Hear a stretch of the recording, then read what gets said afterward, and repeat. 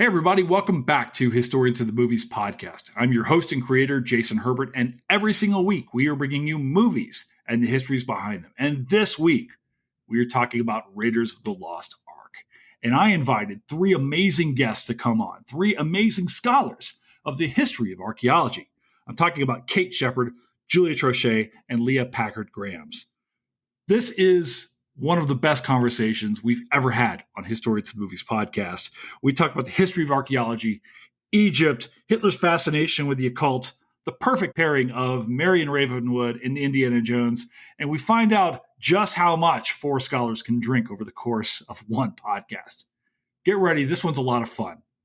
Raiders of the Lost Ark is next on Historians of the Movies podcast.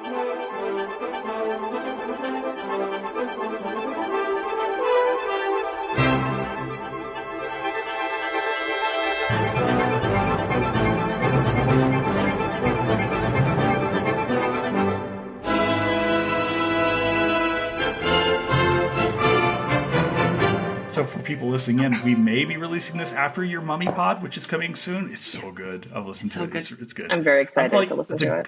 Okay, the good ones, I get really excited about. And I'll usually message Fletcher, our producer. If you're listening in now and you don't know what the bad ones are, that's because I'm not telling. But when the good ones are, I was there's usually a moment when I'm recording. And I'm like, holy shit, I want this person back on the pod. And I knew that within 24 seconds talking to Kate. I was like, oh, this is my friend now. Okay, yep. Cool. And then we immediately were like, oh, can we do another one? And so she's like, I have other friends. I was like, I don't, so come on. So new friends, Leah and Julia. You guys want to introduce yourselves to the pod? I'll say Leah first because you're on my left. So, okay. Hi, Leah. Welcome. Thank you so much. I'm super chuffed to be here. So my name is Leah Packard-Grams, she, her pronouns. I hold a BA in Greek and Latin and classical and Near Eastern archaeology from Bryn Mawr College. And I took my MA in ancient history and Mediterranean archaeology from the University of California, Berkeley, which is where I am now. I'm currently pursuing my PhD here in Berkeley, and I'm writing my dissertation about a corpus of papyri in Demotic Greek that actually came out of crocodile mummies at the site of Tebtunis in Egypt. And I am involved with two dig sites in Egypt now, the site of Emheda and the Dakhla Oasis, and now the site of El Hibba in Beni Suef in the Nile Valley. So that's me. Okay, can we pause for a second? Can the rest of us stop? I don't feel like we can follow that. I know. I'm you can't have me go after that. No. It's all the things. I do the thing. Julia, it's your turn. I'm glad I'm not saying this anymore. So. Yeah, I don't know. I'm a person. I can't stand up to it. Julia Troche, last name like crochet, but with a T. I am a UCLA Bruin for my BA, and then I went to Brown for my PhD in Egyptology. So I have an actual degree in Egyptology, which is kind of cool. And in terms of back for the Stargate episode? Oh, I would love to. TV show or movie or both? Well, I know some people who are on the TV show, but we'll get into that. Oh, I might need to talk to you again about this. That for okay. Mm-hmm. Yeah. Okay, go on. Okay, keep talking. With that whole TV show for many right. years, and an amazing movie. But yeah, I worked actually. Speaking of Stargate, I worked in the field at Abydos or Abydos for many years. And one of my sort of greatest claims to fame is that I wore the symbol for Earth, the little triangle with the sort of dots on the end from Stargate I got a patch and I put it on a hat and I wore that hat around for my first season in Abydos. I don't think anybody got it, but I knew. Legendary. You knew in your heart. Mm-hmm. And it's such an important site too, Abydos. It's such an important It's the coolest site. It was the first time I ever dug, and I was so lucky to just work in the most amazing place probably in Egypt or the world. I don't know. And then I've been really lucky. I've also worked as an archaeologist at Luxor, as an epigrapher reporting graffiti at Karnak Temple, and also at Petra in Jordan. So I've been to some of the most amazing sites in the world and been very, very lucky. Yeah. And then I'll give a plug real quick. So I'm also president of what's called ARCE, ARCE, Missouri, which is the American Research Center in Egypt. And they're a nonprofit organization that has local chapters across the country. And I also sit on the board for the national or international. We have offices in DC and Cairo, American Research Center in Egypt. So I'm on the national board as well. And Leah and I are members of the Missouri chapter, and I'm on the board of the Missouri chapter, and I'm the vice president of the chapter's council. All right. Well, Kate, you've done this before, and I feel like at this point in time, like I already feel like an intellectual peon. So you want to finish off the murdering of my ego while we're introducing, and tell us all about yourself as well? Sure. I am Kate Sheppard. I'm at Missouri S&T. My undergrad is an anthro. I do have a master's degree in Egyptian archaeology and then a PhD in history of science. And so I study the history of Egyptology. And I will say that what got me into archaeology was the film we are going to be talking about this evening. I don't feel like you're the only one. And I know. So much. This is Actually, so my great friend Lisa Overholzer actually did her PhD in archaeology at Northwestern, but as a Berkeley undergrad. She and I have a long-standing conversation. The whole spiel I give about National Treasure and Indiana Jones actually comes from her, and so forth. But we'll get to that in here a second. I need to ask you, though, a more important question than about who you are and your work, which is actually, what are you drinking tonight? So I see all of us have followed. We all... Like, okay, so yes, Julia, what do you got there? What do you have there over there? So this is my classy. I just moved into this house and we don't have our cups out yet. Solo cup, love it, but reusable plastic because I'm mindful of the environment. That's and right, it is Costco Margarita. Ooh, outstanding. Mm-hmm. Leah, what do you got? A water bottle because I'm a junior scholar and I haven't earned that privilege yet. You have here, but go on. I do appreciate the standpoint. I already know what Kate's drinking, but go on, Kate. What do you got? I've got El Enemigo Malbec. Even though it is 95 degrees out, I will always go for the dark red wine. Oh my gosh! So Malbec is my grape of choice. I am not drinking it tonight. I have a very lovely Penfolds from Australia. Ooh. I've been drinking a lot of New World cabs lately. I don't like French cabs, or I do. I like Bordeaux, but I really prefer my cabs to come out of Australia, or excuse me, out of California or Australia.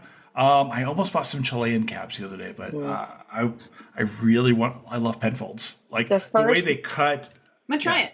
The first bottle of wine I ever had was a €2 bottle of Bordeaux I bought in Paris when I was studying abroad. And it was the greatest thing I've ever tasted and probably will have ever tasted.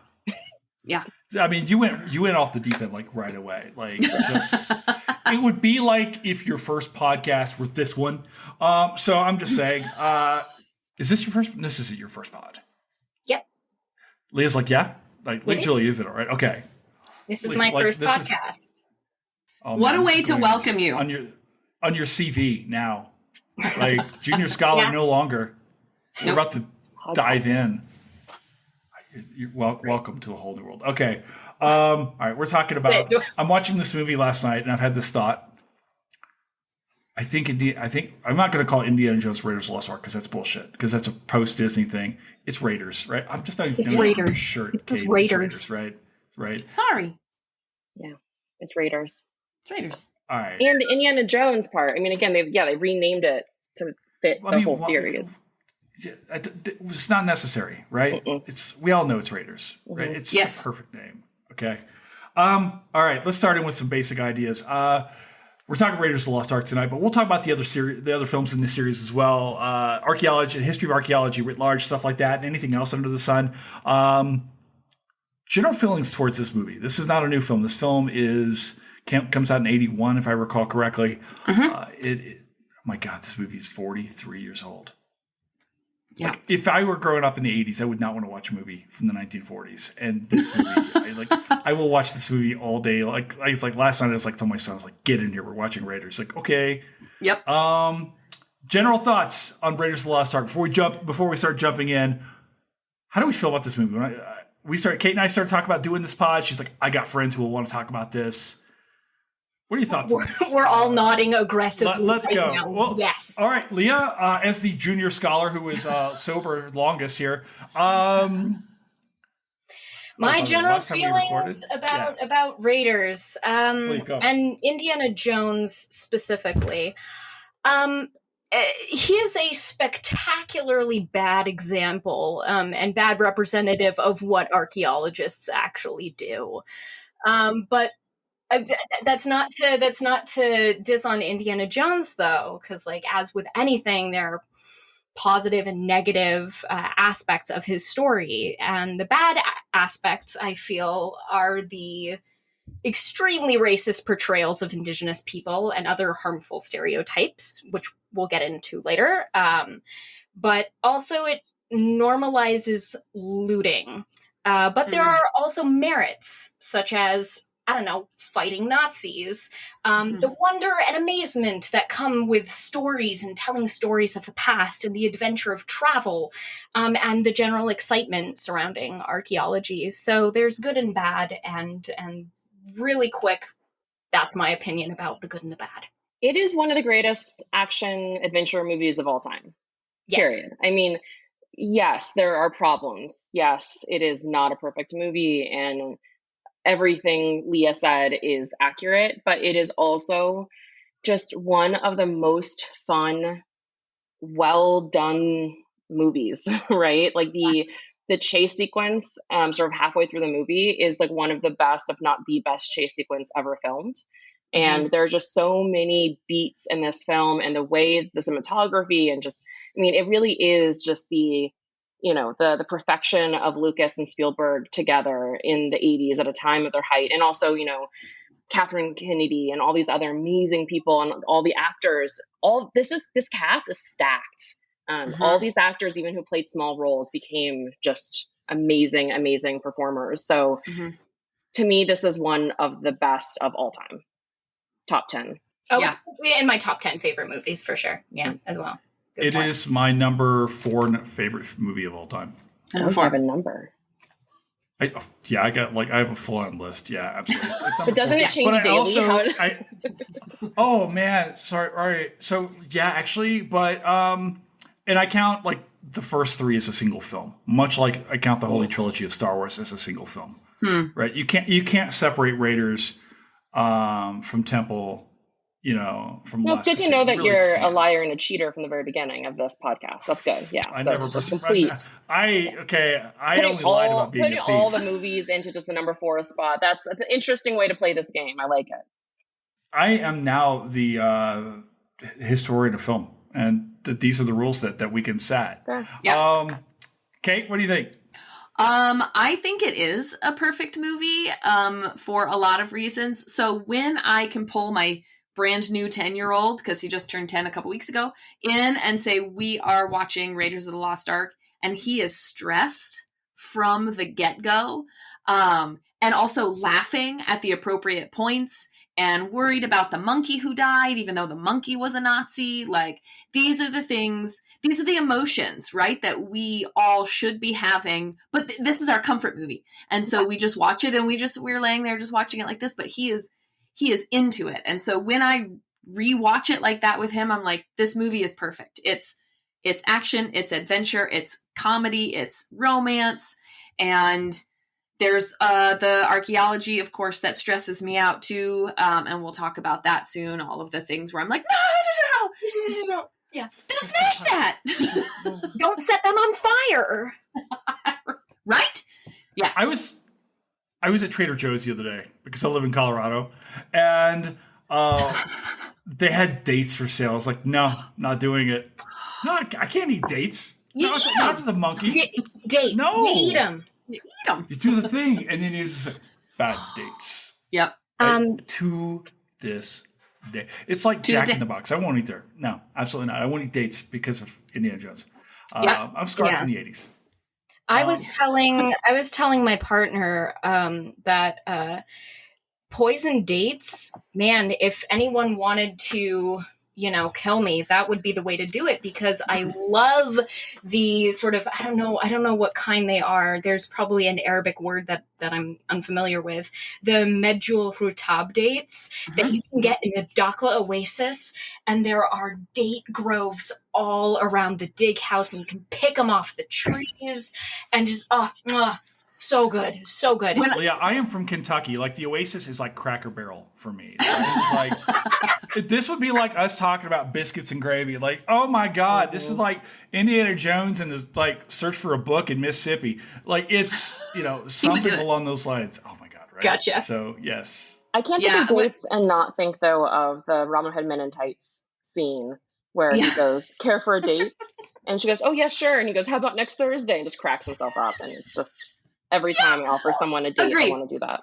Agree. That's another film. Like, Julie, I'm already just cataloging in my head. I'm like, check. Like, So anything Mel Brooks. I met Mel Brooks and he kissed me, but that's another story. That's great. Oh wow. Okay. I haven't heard this story. A consensual kiss. Okay. Spaceballs we got lined up at some point in time. So I have my signed autographed copy of Spaceballs. I can bring props next time. I'm sorry, nothing as good as the headpiece to the staff of Ra. Hello. Yeah, I mean that is pretty good. Okay, can I tell you guys? Okay, we're going to get into Harrison Ford here. You know what? Let's just go ahead and do it now. Do it. Is Henry Jones Jr. the worst archaeologist in the history of the world? No. Almost. Mm-hmm. Correct. He does his best with his students. When he's in the classroom and he's like, "Hey," they are fond of him. Oh, they are. And when he's like, "Hey, X never ever marks the spot. Sometimes, danger to life and limb, although that does sometimes happen." I will say, however, that he does lead them down a really old path when it comes to some of the theory that he's teaching them, even in the 30s. Because when he's telling them, "Here's what we're reading," I'm like, that is not correct for the time. Reading Petrie, right? Oh, for real. Go on. Tell us what. They read Petrie. They read Petrie in the Grail, in Holy Grail. And then in the Kingdom of the Crystal Skull, he tells the kid in the library he needed to start reading Glyn Daniel, which was already not what they should have been reading. And we're in the movie theater. And I was like, that's wrong! Course. Yeah. But he does his best, I think, with his students to steer them down the path to go to the library. But then he's like, that's not what I'm doing. So, Dr. Kate Sheppard, why is it wrong that he assigns them Petrie? So Petrie is doing good work in these places. And actually, he should have assigned Petrie if he's going to Tanis, because Petrie was actually the one who had been doing Tanis, not Ravenwood, as we all know, is, fictitious. But Petrie did the first important work on Tanis, or now Kratos, I think is how you would pronounce it. I don't know, in Greek. But anyway, yeah. And also Petrie was a eugenicist. That's what Leah was going for. Yeah, so Petrie was racist. Yeah. Okay. Well, yeah. There's a lot of that going on in the 30s, right? Mm-hmm. Yeah. I found myself the other day here in Colorado Springs. There's a store.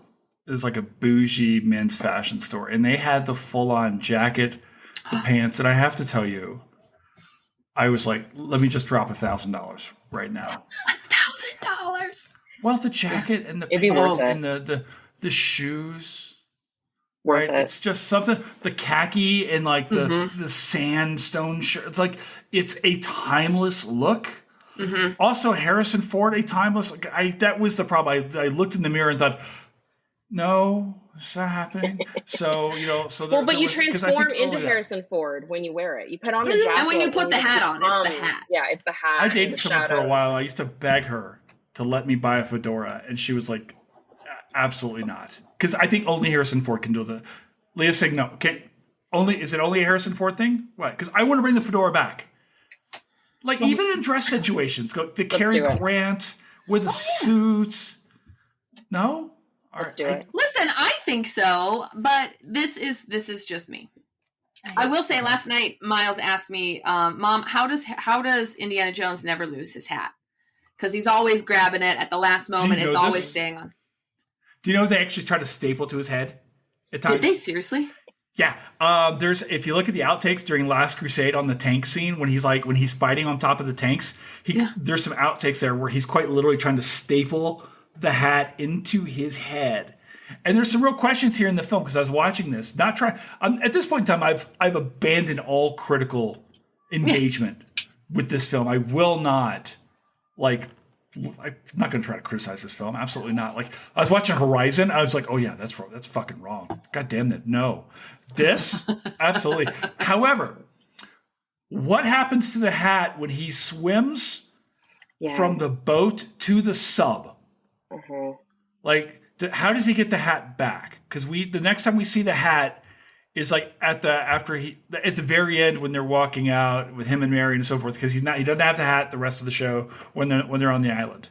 He grabs it and sticks it down his pants. I think that's what happens. It's got to be. And then it's just hanging out there, you know.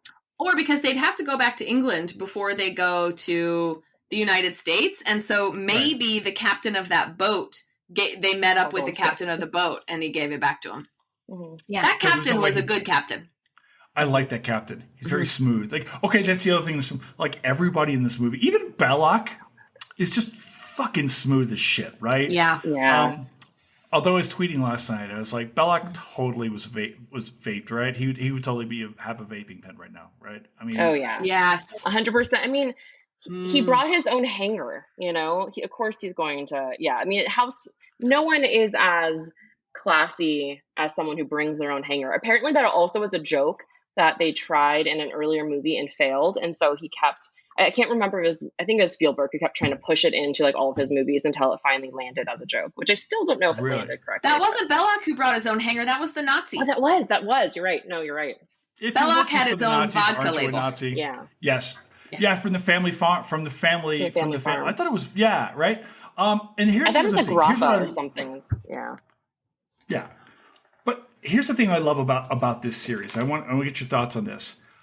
One of the beautiful things about this film is that it doesn't spoon feed you everything, which is a problem that Lucas had later on when he was when he was doing the Star Wars prequels. Mm-hmm.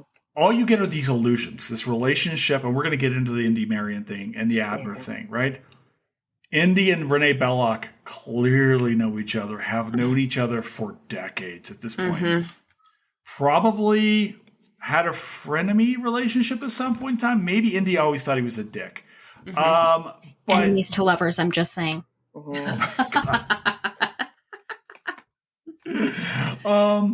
You're presuming they weren't lovers already, which I think it might be more of a, you know. Fair enough.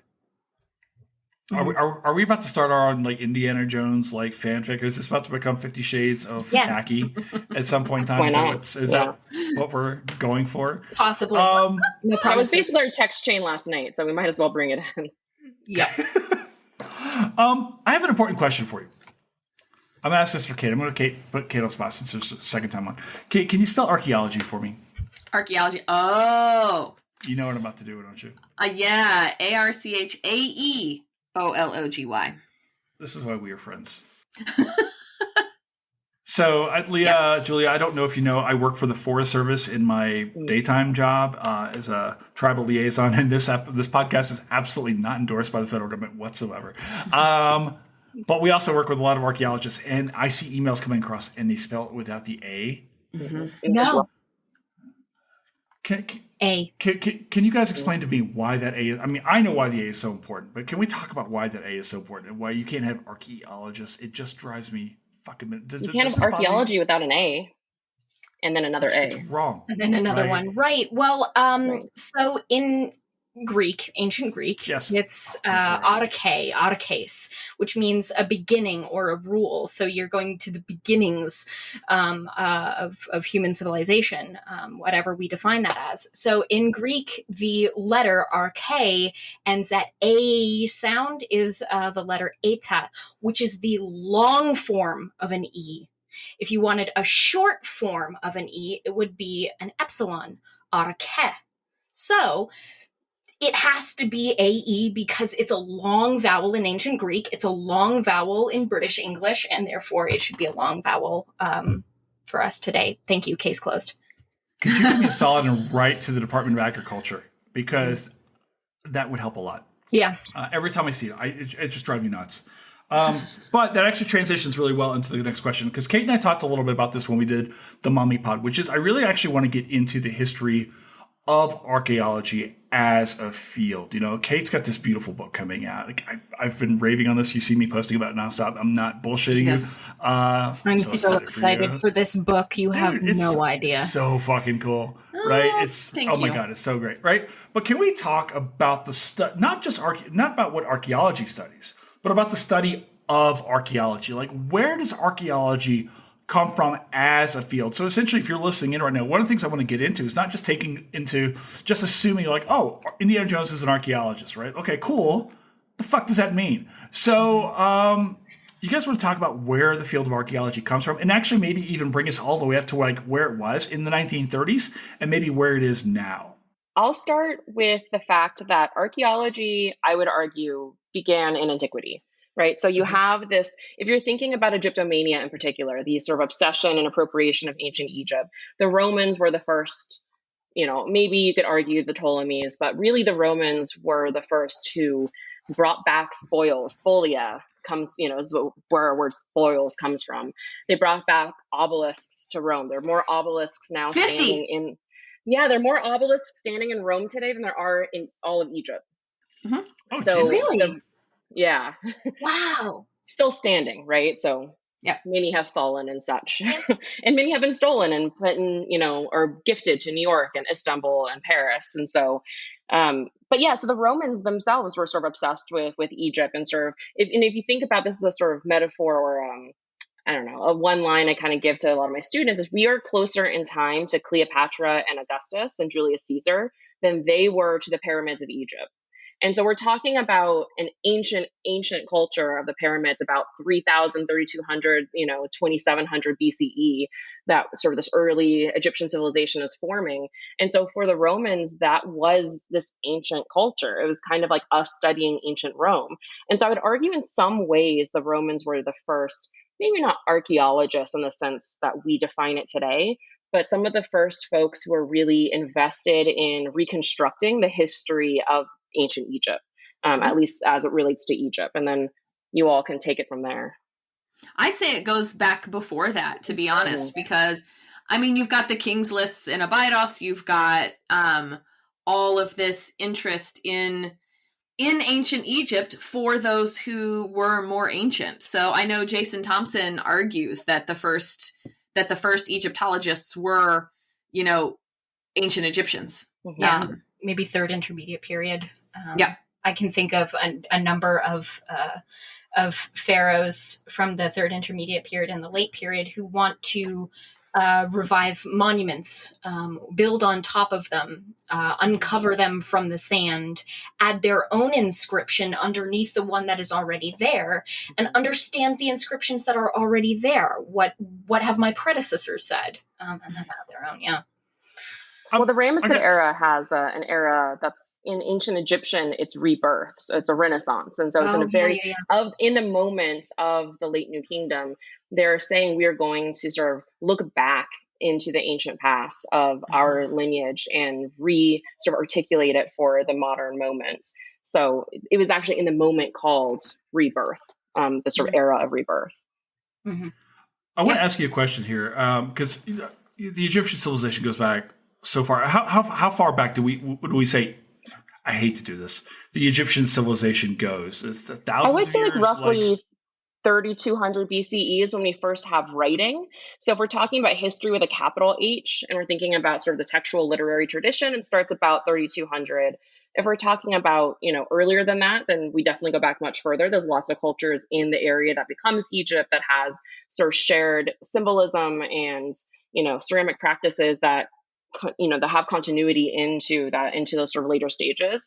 And then Egypt unifies about 2900 BCE. So it becomes a sort of unified state at that time. And really then we can start talking about civilization as this sort of kingdom, right? And the sort of, even though we say singular, of course, it's not entirely singular and homogenous, but at least on paper, right? Or in stone, on papyrus, it is a unified kingdom.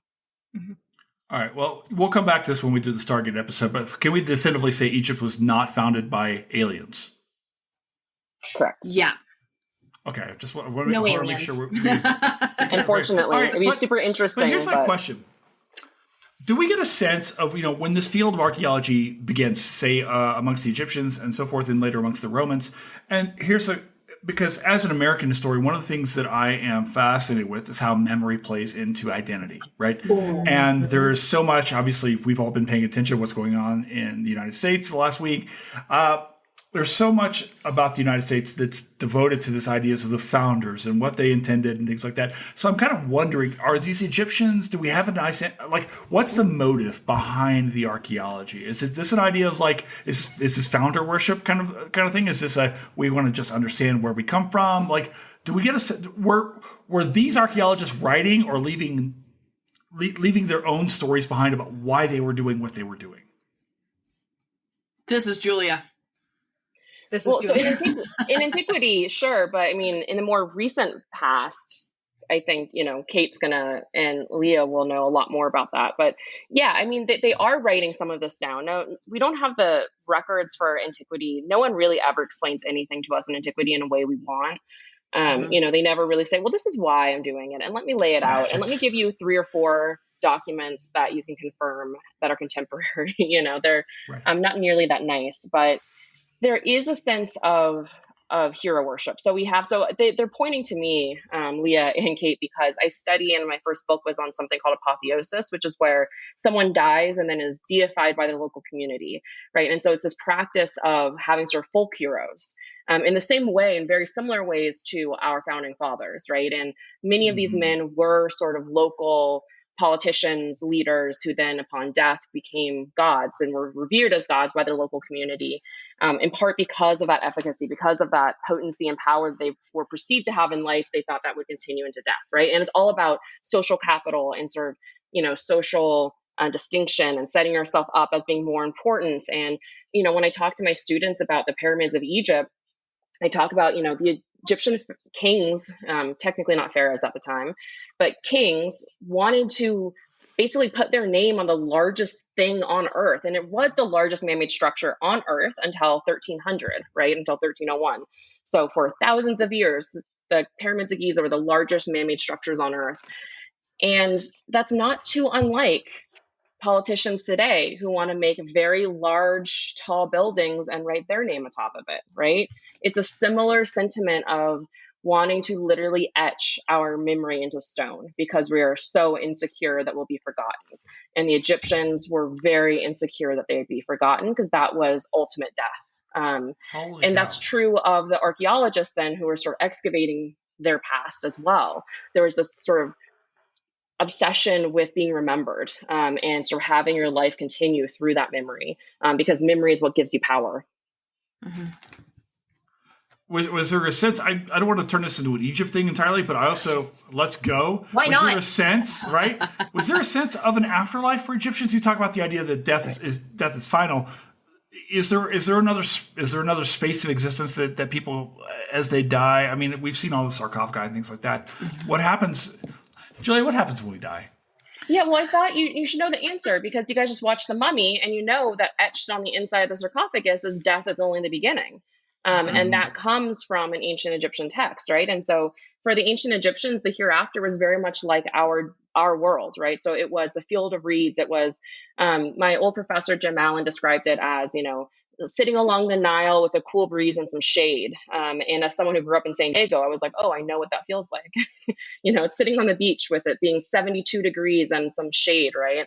It's paradise. And that's the afterlife. And then you have all of these workers in your tomb that do all the work for you. So none of the stuff you don't want to do, you don't have to do your chores, and you just get to enjoy drinking beer, fishing, fowling, hanging out with friends. And so there really is. And that's why everybody always says, right? The ancient Egyptians weren't obsessed with death. They were obsessed with eternal life, right? And that really is. And I think there's something to that. So I think because the pyramids are these enduring, unlike anything else, features in the landscape that you cannot sort of ignore, there is this sort of obsession that ancient Egypt becomes something more than just studying, ancient Mesopotamia or studying, the Phoenicians or anything else. People really get drawn to Egypt, I think, because of their investment in life after death, because they have this sort of enduring quality. And because their monuments, literally stood the test of time. And I know Kate could speak to this, that, the Victorians would, ingest, literally eat mummies, in, mummified human remains, because they thought that it could provide, vitality, because of these, Kate, you could probably explain the reasons why better than I can. No, I can't. I mean, you did it, right? Like, it wasn't for taste, but there was status, but it was also like, but I don't. You are correct. But yeah, and like sort of Julie's bringing in, the Victorians had this obsession with death and what happens after we die, right? And so their obsession with understanding power and a long life and a good afterlife really connected them to the ancient Egyptians, and they just sort of subsumed, right? They just dove right in, basically. And so that's why I think, you get a ton of interest in ancient Egypt during the Victorian period, at least in Britain. And in Germany in the 1930s and 40s. That's also why Hitler was, in part, why Hitler is obsessed with archaeology, right? Because he was fairly, consumed with archaeology and sort of trying to identify what he thought was the sort of pure Aryan race of the past, right? And he wanted to connect this. One could say he wanted to make Germany great again. Interesting. Yeah, I think one could. I think I've heard that somewhere before. Come to HAT. That sounds familiar. That sounds very familiar. And I'm from Missouri, so I haven't heard that before. So I'm curious where you guys are hearing that from. Not on the jacked up dually driving around, I think that's why I saw a bumper sticker somewhere. Yeah. Somewhere, because that's where they read. I want to ask you this: where does American archaeology come into play? Harrison Ford, Indiana Jones. We know his father is an American. Well, his father's actually not American. Medievalist. But he was a medievalist. Right. But also Sean Connery. Sean Connery. God damn it. A little British. Just wonderful. So where does American archaeology by the 20th century come into play? We obviously, over time, start to develop. I'm setting you up, Kate. Like, we start to develop our own fields and our own disciplines, and have our own, I guess, pantheon of scholars who are influential. So July 1st, you may not know, was the day that Indiana Jones was born, July 1st, 1899. So I didn't know that. He doesn't. Absolutely. Right? So as a young, so we got to figure Indiana Jones, Henry Jones Jr. is in graduate school by the mid-20s, right? Mm-hmm. So where is he coming into play? Who is he reading? And how is he being influenced as an archaeologist in the early 20th century? Okay, this is my jam. He is at Chicago, right? So he goes to grad school in Chicago. So he's working with James Breasted, because even though Breasted was an Egyptologist, he was working with everybody who was there. And also Frank Tarbell, who was part of the Oriental Institute, which is now the Institute for the Study of Ancient Cultures. But back then it was Oriental Institute. So he's working very specifically with them. He also would have known Caroline Ransom Williams. He would have been working with Harold Nelson a bit, I think. And there's another person whose name I can't remember. But anyway, so he would have been at Chicago. Like, they were the center of American archaeology and especially Egyptology for a really long time. I think they are one of the main centers for American Egyptology. So that's who he would have been studying with. And I was thinking about this last night, actually, because the Raiders takes place in like 35 or 36. And that was right when James Breasted had died. Like, Breasted died at the end of 1935, like in a surprise. He died of strep throat. And they like cured his malaria. Dies of strep throat? In 1935, before antibiotics. Yeah. And George Washington. George Washington died of strep throat, too. Okay, you would think as an Americanist I would know that, but I'm about to hear a whole bunch of shit from Craig Bruce Smith, but go on. Okay. So like, so I was wondering if they weren't putting, and if I had been a consultant on the movie when I was 2, this is what I probably would have told Spielberg to do. But like, Ravenwood sounds like a mix between James Breasted and Flinders Petrie as like a person, but neither of them had a daughter that would have been old enough for Henry Jones Jr. to have a very inappropriate relationship with. Was she old enough to have a relationship? But was she old enough? We're going to get into that in a second. We're going to in a second. We are going to have to ruin this at some point in time and talk about why in 1981 maybe it was okay to. Okay. I don't want to ruin this series. Okay. Here's my question, though. One of the things, and I want to get into this because this is super important, certainly to, and I don't want to speak on the part of the communities that I serve or that I work with in the Forest Service and the tribes and stuff like that, right? Mm-hmm. But there is a real debate on the extractive nature of archaeology. And one of the things we hear Indy talk about, say over and over again, especially in Last Crusade, is this belongs in a museum, right?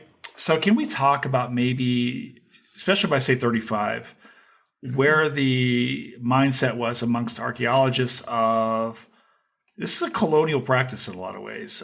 Black Panther famously points this out in the opening, in the very opening scenes there, which is just beautifully done. Such a good Can we talk a little bit about maybe the shadiness of archaeology as a discipline? I promise you guys, we will talk about the movie at some point in time, but can we talk a little bit about where this field is, the ethics of it in, say, the early 30s, the racism involved?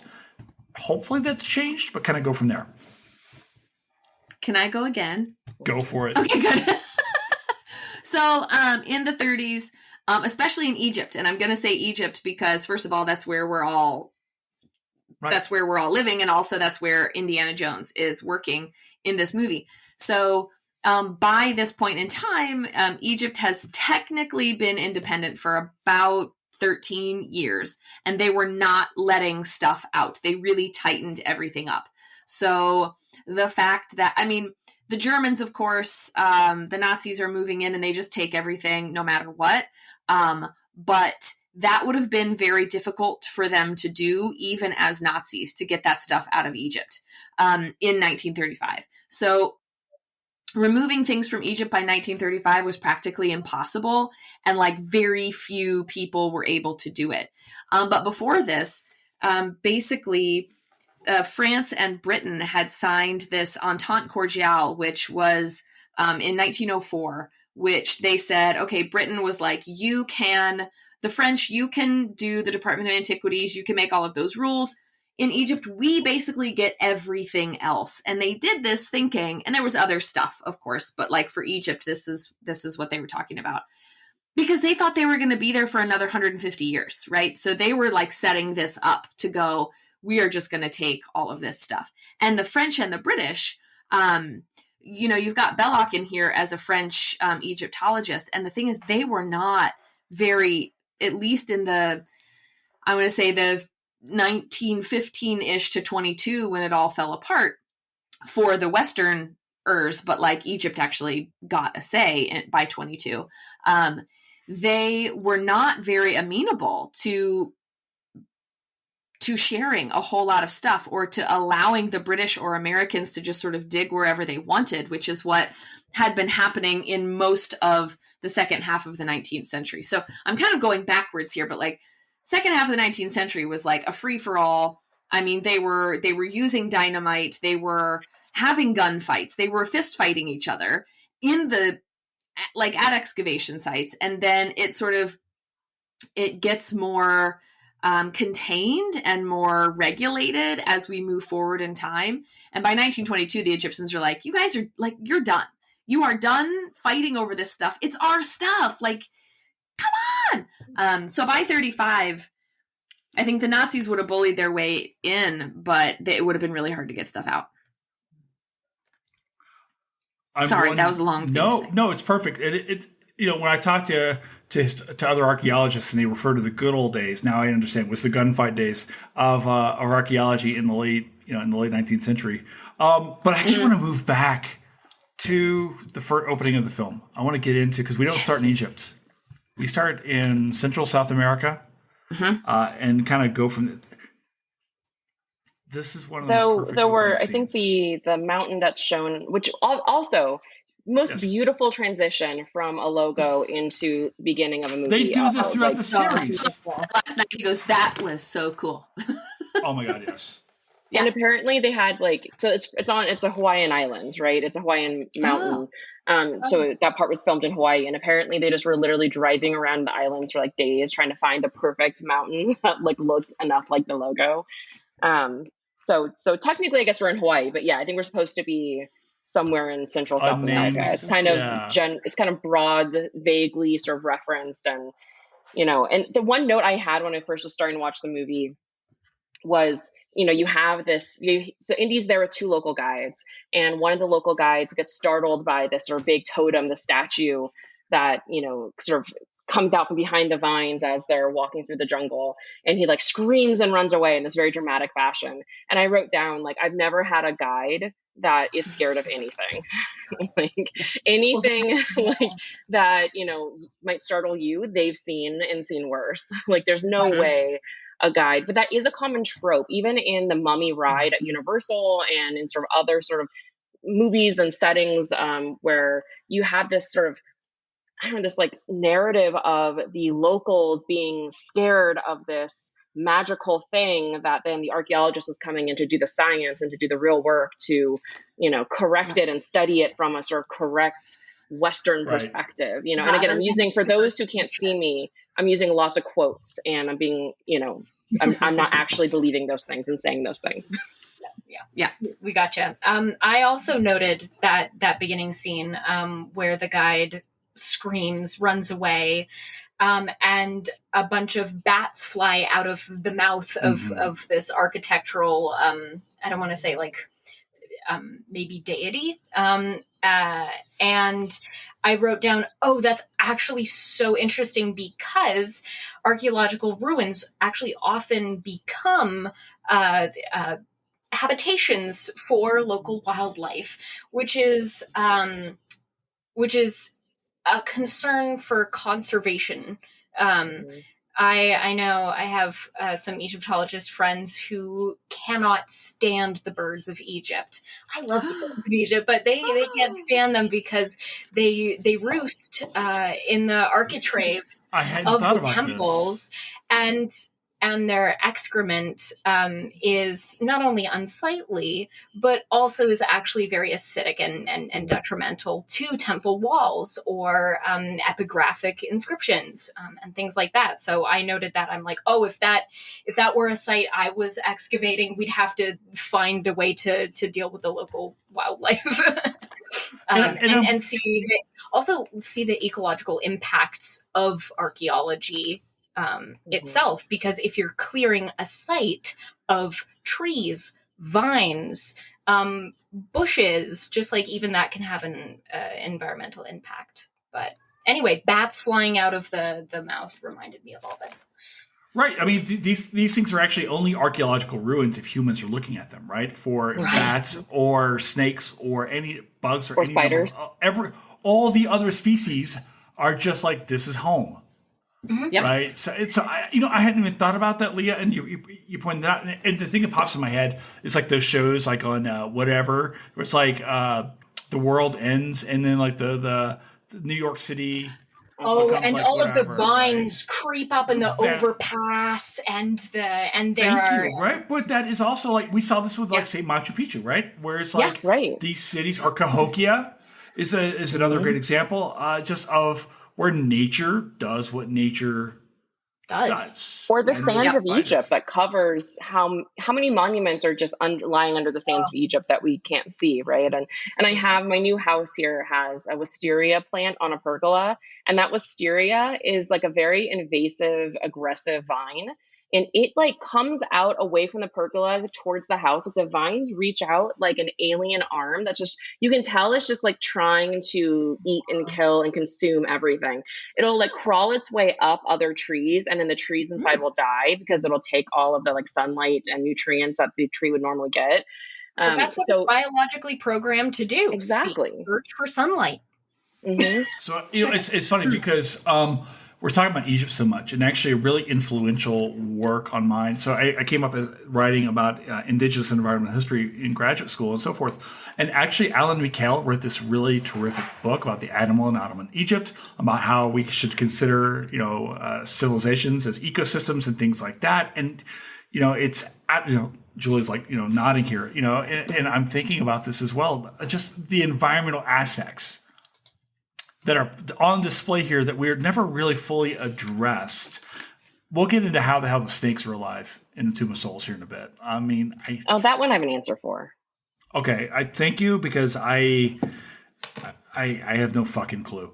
Because it has to be snakes. Can I jump into the non sequitur, kind of? So it's related to this sort of ecological discussion, and it's the spiders. And one of the questions you messaged us, in sort of prepping for this was, some of our favorite scenes in the movie. So I hope I'm not jumping ahead too much, and scenes that really spoke to us. And the scene that spoke to me probably the most in this movie, now rewatching it, is in this early opening scene where, they're covered in spiders.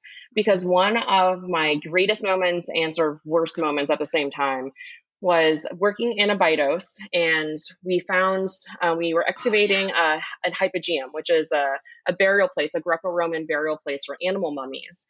And so we had like a little, crevice that was open, and we crawled through, military crawled in, and it was all filled with sands underneath. So it was under the ground for us, but we were coming upon the ceiling, and then we were trying to clear away the sand. Right. And we're crawling through, and I'm claustrophobic, and trying to be like, this is the coolest thing in the world, don't have a panic attack. And I come out.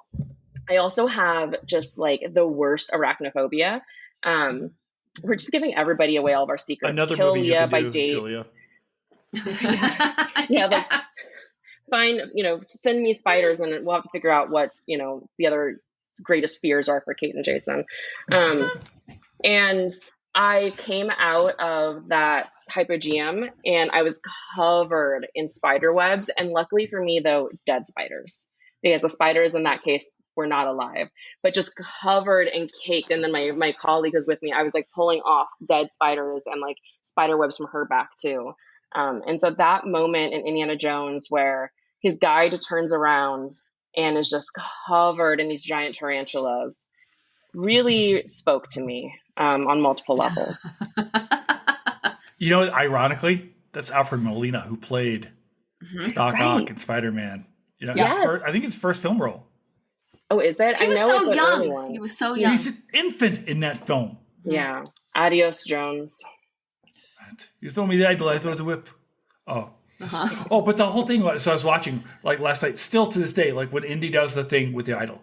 And then they pan back to Molina and he does the thing over his hands. Like, it's a beautiful thing about Spielberg's direction where you see where his hands are like this. He was doing the same thing. Yeah. Behind him. This is such a perfect. I think this is Spielberg's best film. I'm not shitting you. Mm-hmm. So I agree. I think it's his best movie he's ever made. And he's done so many amazing films. Mm-hmm. I think Raiders is better. People will say Crusade. We'll get into some bit. It's Raiders. I'm sorry. Oh, no. It's Raiders. That's just wrong. Right. We'll get it. I don't want to ruin this. Any other thoughts on the opening scene all the way up till to the ball and the roll? I mean, we get Indiana Jones and we get Belloc. Yeah. The opening scene. We get everything we need to know. Mm-hmm. And I think too, because I remember sort of being a kid and watching that for the first time, whenever it was the first time I watched it, I was like 8 or 9. And you're just watching the ball come behind him. And in my mind, I was like, just like wait for the ball to go by you, then you can get out. But then it's you're like, sealed in, Kate. He goes, then he's sealed in. I know. Well, I know that now. Okay. I know that. 8-year-old Kate doesn't know anything. Clearly. Go back and listen to NXS, Kate.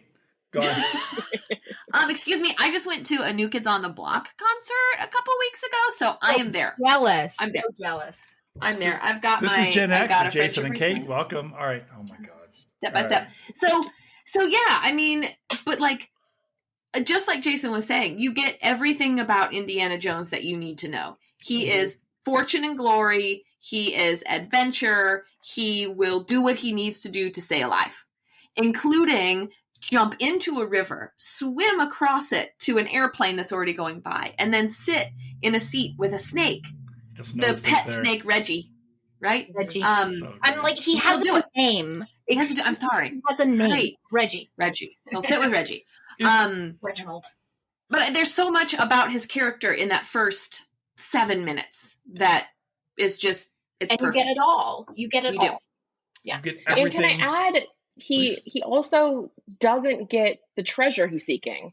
I think that is such an important point of who Indiana Jones is, right? He is in so many ways a failure what he's trying to do, and I think that makes him so relatable and accessible and someone that we just like love to love, because he isn't winning at every turn, right? He's kind of being thwarted, like, you know, he's being stopped, and, you know, by Bullock and by, you know, all these like different, you know, even at work, it seems like he, you know, is the American, whatever, CIA, whatever, who comes and talks to him, you know, like they're not giving him all the information. And, you know, spoilers at the end of the movie, you know, they have, you know, their top men working on stuff and it's not him. Like every sort of step, he kind of gets blocked a bit. And I think there's something to that, right? Like that special about Indiana Jones that's different from James Bond, right? Which is what this originally was going to kind of be. Like Spielberg wanted to do a James Bond film, and instead he did this. And I think that's like a key difference in the James Bond character and the Indiana Jones, is that he doesn't get everything so easily. Like he's not super,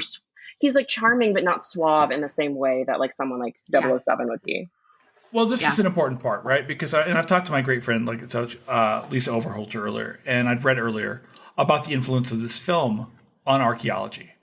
Of all the fields, you know, I think George Lucas had originally it thought about this. It's like he's going to pick an archaeologist to be this quite literally swashbuckling guy. He's a pirate in a lot of ways. He's the good pirate, right? This film changes the field, right? Archaeology is pre and post Harrison Ford, is it not? Yeah. Yeah.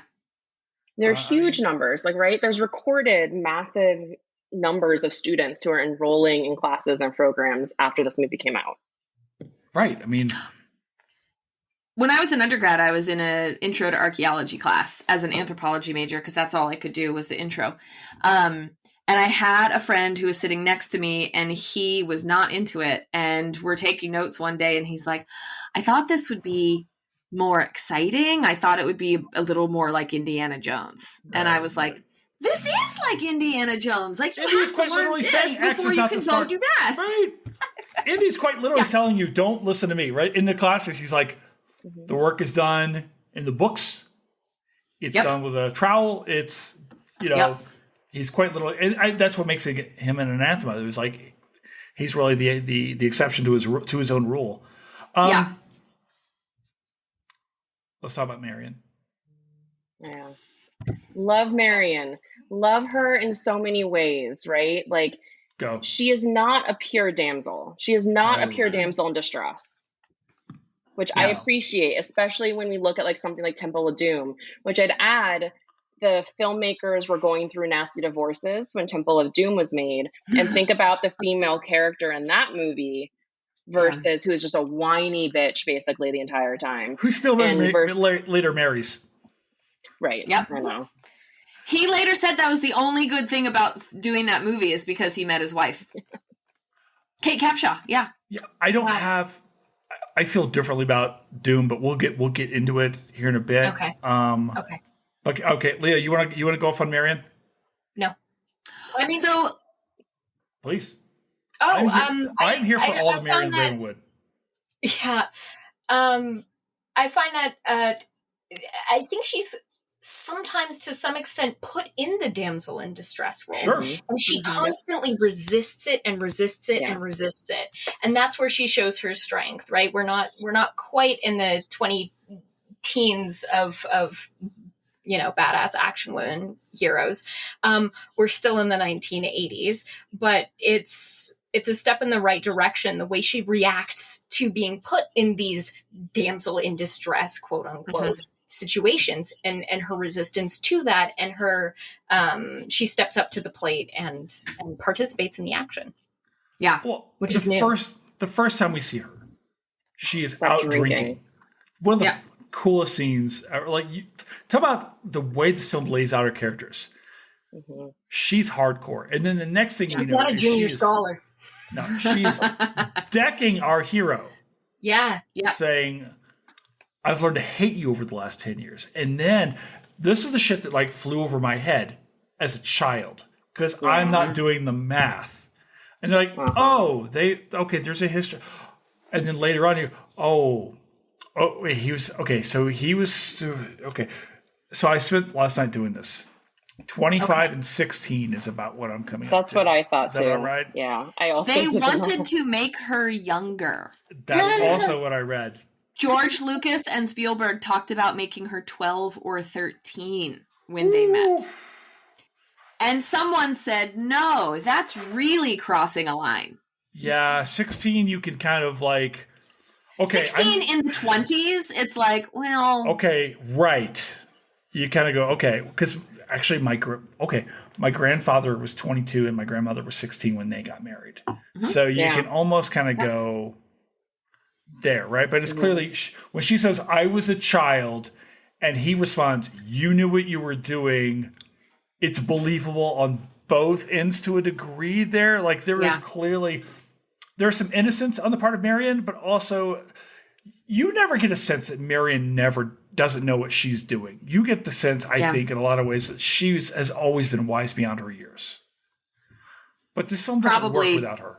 Probably because she was thrust into these adult relationships and situations at a young age, right? And she even said that her father, would take her on excavation and would take her into the field and, but also would kind of ignore her because she had to, he was always running off after the next big thing, the next treasure, and she was kind of on her own. And so I think, and I just have to add, in terms of Marion and the character, one of my favorite beats in the whole film actually comes from her. And it's in that scene where we first meet her. And then there's the fire, right? And we, the whole, her whole bar gets, the bar fight burned down. And there's this great bar fight. And in this one scene, there's like a jug, a barrel of beer or whiskey or something, right? That gets shot. I live for this scene. Before she goes, she opens her mouth, takes a big chug of beer or whatever, and then goes and fights. And it just that beat is so comedic. It's just comedic genius. Absolutely. And again, they're coming after her for the headpiece to the staff of Ra, or what they call the headpiece of the staff of Ra. That, yes, exactly what Dr. Sheppard is holding right now.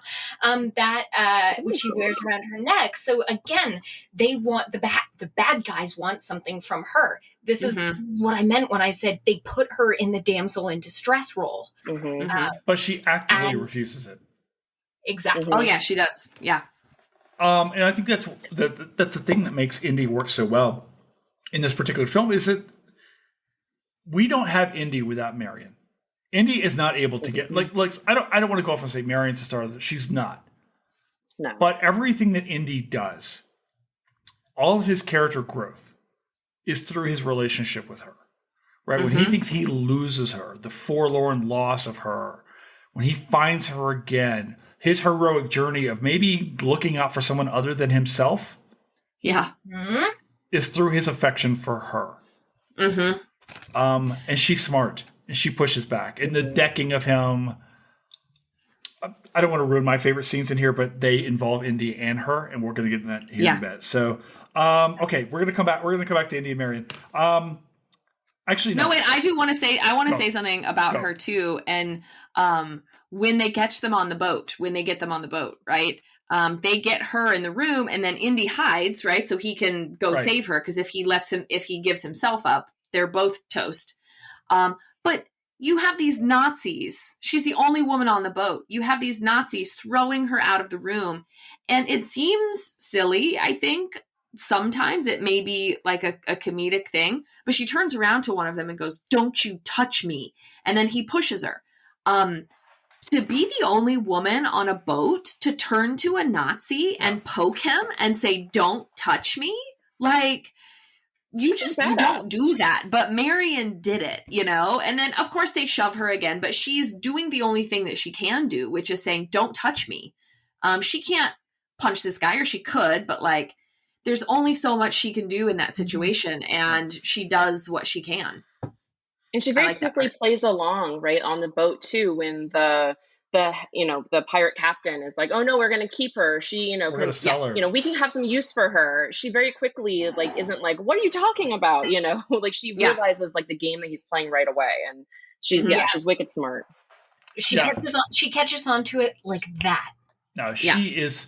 Oh, in a lot of ways, she is the Princess Leia of this film. It's not a direct correlation, but it's awfully close. I felt that too. I thought of Princess Leia as well, because again, damsel in distress, and she just constantly resists it and proves herself to be intelligent and powerful in her own way, and finds her own power throughout.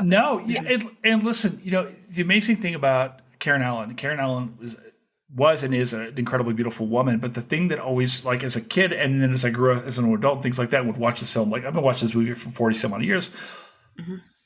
What attracted me to that character was how smart she is and how independent. I was like, holy shit, right? It's like, this is, I don't want to sound wrong here, so forgive me if this sounds wrong. This is a woman, right? This is like, right? She's not a girl, she's a woman. She's fiery and powerful and independent and a badass, and she can drink you under the table, right? Are we all crushing on Karen Allen in this film? 100%. Okay, thank you. All right, good. We touched on this a little bit earlier, but I do want to come back to it. Julie, you spoke a little bit about Hitler's fascination with the occult, but also Judeo-Christian mythology. Thank you, Leah. You're giving me the Southern Baptist in me right now is coming out, because I grew up in the church back in the day, and now I'm a heathen with my family. Good for you. Oh yeah, fuck yeah, right. So, what's this fascination? Was this a well-documented thing at the time? Because there's this great line. It's like when they're getting ready to bring the Ark, and one of the Nazis is like, really underscoring, it's like, this Jewish performance. Do we get a sense, first of all, that Belloc is actually Jewish himself? And then also this idea that, wait a sec, Hitler is devoutly anti-Jewish, obviously, as we know, yet at the same time, there's a fascination with this Jewish tradition. Like, what's going on here historically? Yeah, it is interesting, that scene where he actually recites a line from the Torah, right? Or the line that you say before you open the Torah. But he does it poorly, and he doesn't include the last part of the line, which actually like honors the Jewish people. So it is kind of like an edited version of the prayer, which is also kind of interesting. He's got the ephod on too, with all of the gems, all of the rocks in all of the right places and everything. Like, I mean, clearly Spielberg, sorry, continue, but yeah. No, you're right. And so, but it is this interesting, I wouldn't say that Hitler or the Nazis were invested in ancient Jewish practice or not.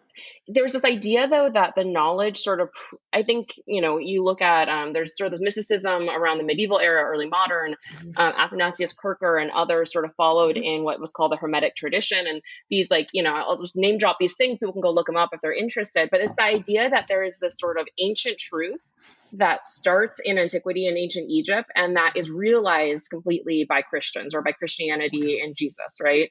And so it's less, I think, about sort of celebrating this Jewish history, but rather the antiquity that it is a conduit for, or that it speaks to, right? And also I think about kind of, in terms from the Nazi perspective, it's about claiming it and conquering it and making it theirs.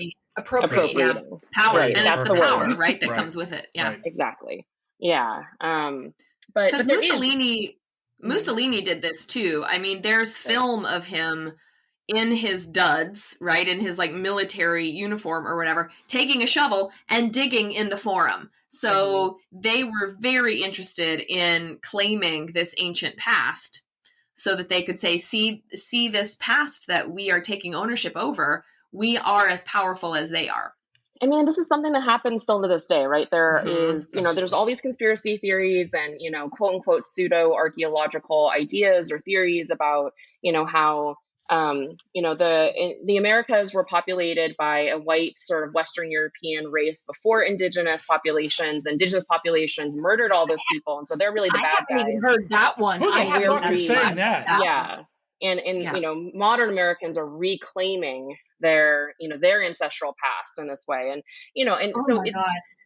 so there's a lot of, I think, no matter who you are and what sort of religion I think you belong to or don't belong to, I think there is a sense that people understand archaeology can give us some insight into truth, quote unquote, into what, and history is so much of who we are, right? And this claim of whose land is this and whose culture or heritage is this? Well, we can figure that out if we can excavate and dig up an artifact and then show you a tangible thing and say, look, this has, This is proof.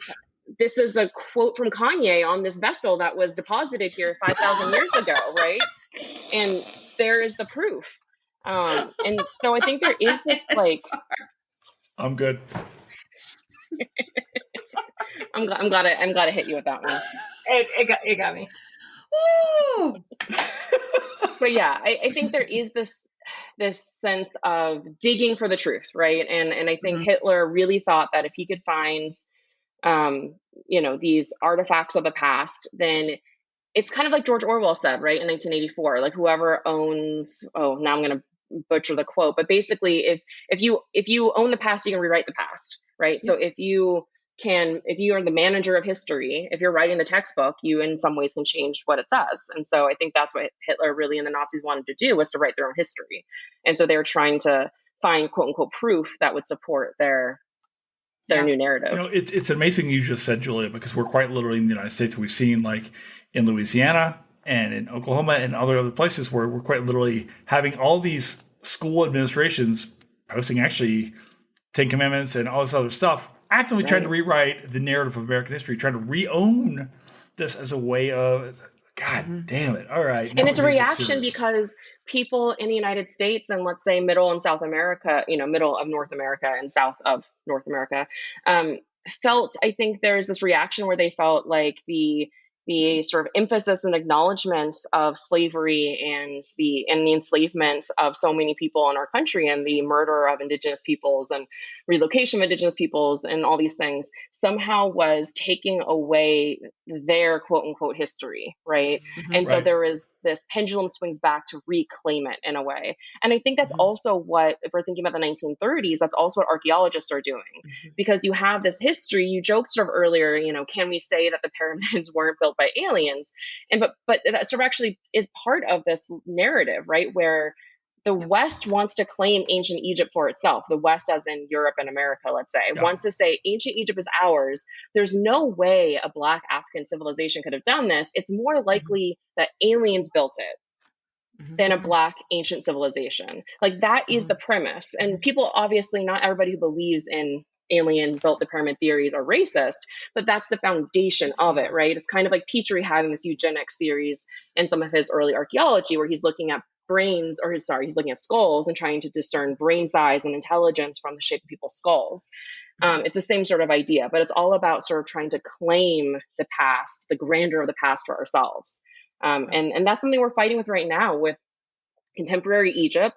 A lot of modern Egyptians feel very sort of forced out of their own history, their own place, right, where they've lived for many, many generations.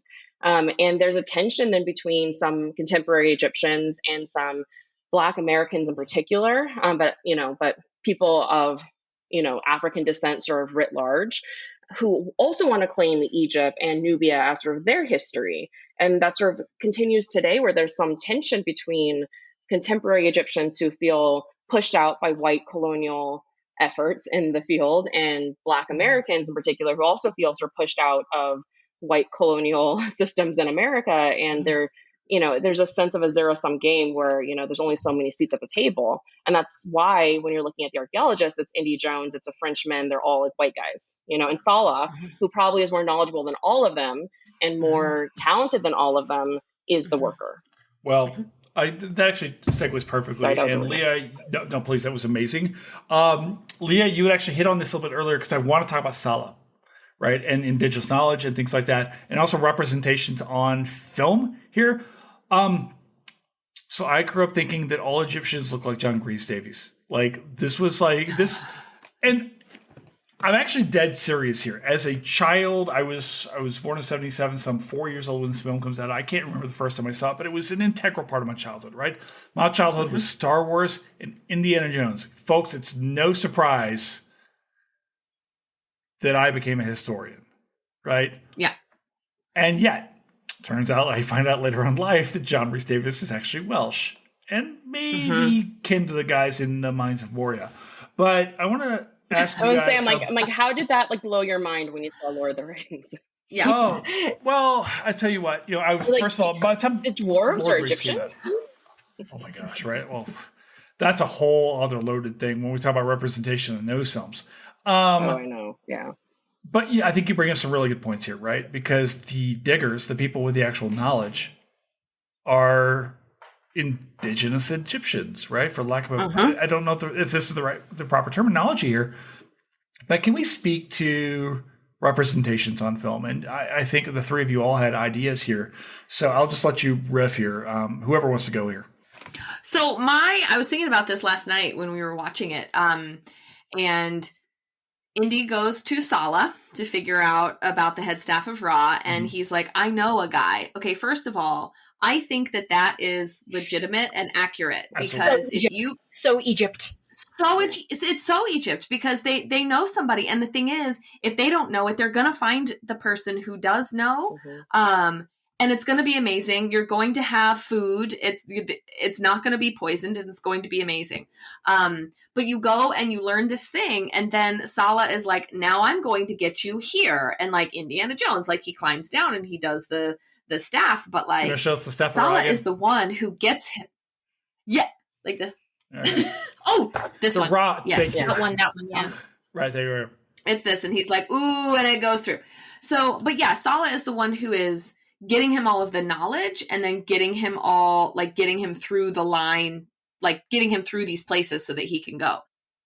What truck? Yeah, exactly. Sala's like, oh, this truck. the one over here that you're going to chase with a horse. So, but then later on, like every time Sala celebrates, he sings a British military song. I kept thinking that. I am the monarch of the sea, right? Oh, and then a British lad is a soaring soul, I love the part free where she as kisses him, where she's like, "This is for your wife. This is for the kids." And then it honks. He's like, I "Shit." No, I love it. But like, it's very much that may have been like just Jonathan Rhys. What's his last name again? Davies, I believe. Davies. That may have just been like the first songs that came to his head, but also, if this is Sala, and say Sala is 35 or 40, he grew up in the British colony of Egypt. So these are the things he would have learned. Yeah. Those are my thoughts on it. Leah, what are you thinking? I think that a lot of really harmful stereotypes are perpetuated in this film. Don't you make me not like this indigenous movie. Well, you don't get me started on Shishak, aka Sheshonk. But in 680, come on. Yeah, really, absolutely not. But yeah, just the general stereotyping of the way an indigenous person looks, the way Egyptians act, the way they will break into song, for instance, as Kate just mentioned, like, and with such a high profile movie such as this, it can really perpetuate harmful stereotypes, like you yourself said, Jason, like you grew up thinking all Egyptians. He was my model for Egypt. Yeah, absolutely. Right.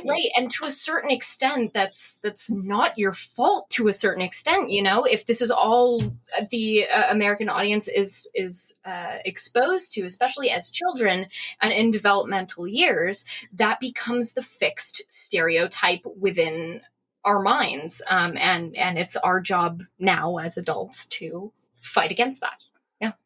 Yeah. I would like to add, I think it's important though also to remember, and just sort of balancing that out, because I 100% agree with everything you just said, Leah. And I think that sometimes people, and Jason, your reaction of like, well, don't make me hate this film, right? Right. I think we can. This is my opinion, obviously, and I very much could be wrong, but I don't think we have to not love things that are problematic, right? I think it's, there's so few things, if anything, that is perfect, right? That are made by artists that are 100% quote unquote good people by our own mores and values, I think we have to responsibly evoke movie, film artists, have to think about, how damaging are these people and what is really the we have to think it through, obviously, right? But I also think there's a sense of, we don't need to cancel every movie that No. is problematic in that sense. And I think we can still have love and passion and celebrate this movie. And also at the same time, like what we're doing, like we love this movie. And also it can be really problematic and hurtful and harmful to some groups of people at the same time. And we can hold both those truths in our, in our brain and in our hearts, and we can talk about them equally, right? And yeah. Absolutely. I agree with you completely. And also doing what we're doing right now, which is having a conversation about the good parts and the bad parts. Right. Doesn't that further equal measure? Thank you. Right. So and using it as an opportunity to unpack these stereotypes. Using it as an opportunity, all the more reason to watch it. Yeah, and I do want to go on the record because I too am prone to busting out in songs. Ever since I made that NXS quip about half an hour ago, I've been trying to not sing "Never Tear Us Apart" right here. Oh no! That's why I went to Prague a couple of years ago. I went to Prague. Did you guys ever see the video to "Never Tear Us Apart" back in the day? No. I would like it's okay. It's I'm writing it down. Oh my gosh! Right? It's Michael Hutchence walking along. You guys are literally writing it down. Walking along literally the writing it down. river in Prague in like Cold War Czech Republic or Czechoslovakia in like 1987. Yeah. And so I went there and I was like walking along the same river, and it's like I don't have the hair or the looks or the long jacket, but oh my God, I was like, fuck yeah, absolutely. Never Tear Us Apart. Fletcher, if you're listening right now, our producer, please go ahead and put that into the podcast. Don't ask me. Oh, what a fucking song that is. Do you guys know this song? Never Tear Us Apart? It is my... Never Tear Us Apart. Oh, That part between Never Tear Us Apart, like that drum beat and the stuff. Yes. Right? Brilliant. Yes. Thank you. Right? And then the whole, like, the angels, some of us don't know why, and he does it. Oh, fuck yeah. That's a song. Everybody, just listen to that song. It's a banger. Leah's like, these Gen X folks are... Millennial, thank you very much. I did not want to presume on Leah to not know this song. First of all, how dare you guys? You don't know the song? Okay, next time we have Oreos and tea, I am playing you this song, and I will dance to it, and I will sing it. Yeah. Oh my God. On an annual basis, we get together, we have tea, we have Oreos. Literally in arms reach on my desk. Not sponsored by Oreos. You gotta come. I felt like time. Kate. I felt like we were all on the base like earlier, but I'm just so okay. Yeah. Okay. All right. I want to ask you about your codfish moment. So hear me out here, right? So when we were doing the series on Franklin, Joanne Freeman, we were talking about codfish and the fishing grounds off Newfoundland, and Joanne's like going off and off and off, and I love Joanne so much. Is there something in this film that spoke to you on like a personal level? Julia, you kind of hinted at it earlier. What's your moment in this film when you're watching this movie? What's your codfish moment? What speaks to you? So much, but so much. Where do we even begin? Go, Leah. Go for it. When you weren't listening to NXS like a normal person. Right. Well, oh gosh. A lot of the scenes of the date palm trees, again, that chase scene, all the date palm trees, and they're at the very edge of the desert, and you can see the edge of the desert where the desert begins and the date palms end. It reminded me so much of Egypt, and it was, tugged at my heartstrings. I can't wait to go back. But also a lot of the great quotes in this movie come from Belloc. Oh yeah. And I know which one you're going to say. He does. We all know. You do. Which one is it? The archaeological relic. Your life you've been pursuing Oh, no. No. Okay. Or archaeology is our religion. Oh, go for it. That's awesome. I have that one written down as well. Do your favorite quote. Archaeology. Right. Indiana, we are simply passing through history. This is history. Oh, such a great line. And he doesn't blow up the Ark because he says that thing. Oh, it's such a smooth line. Belloc is such a perfect villain. Because he really is. And Belloc knows this, right? He is the ideology. He is the shade. And he's teasing Indy. He's like, you could become me. right? Exactly. Just a little bit push. Because Belloc is an opportunistic villain. If he were not getting paid better by the Nazis, he wouldn't be working for them. No, he's just a smart dude that's getting it for the money. Yeah. That's what makes him so great, because he's like, God damn it, Renee. He's just a hustler. You should be a good guy. Right? He should. All right. He should be on our side. Julia? Okay, so... go ahead, good. Kate? All right, so I'm going to tell you my favorite line from Raiders and then my favorite line from the entire series. Okay.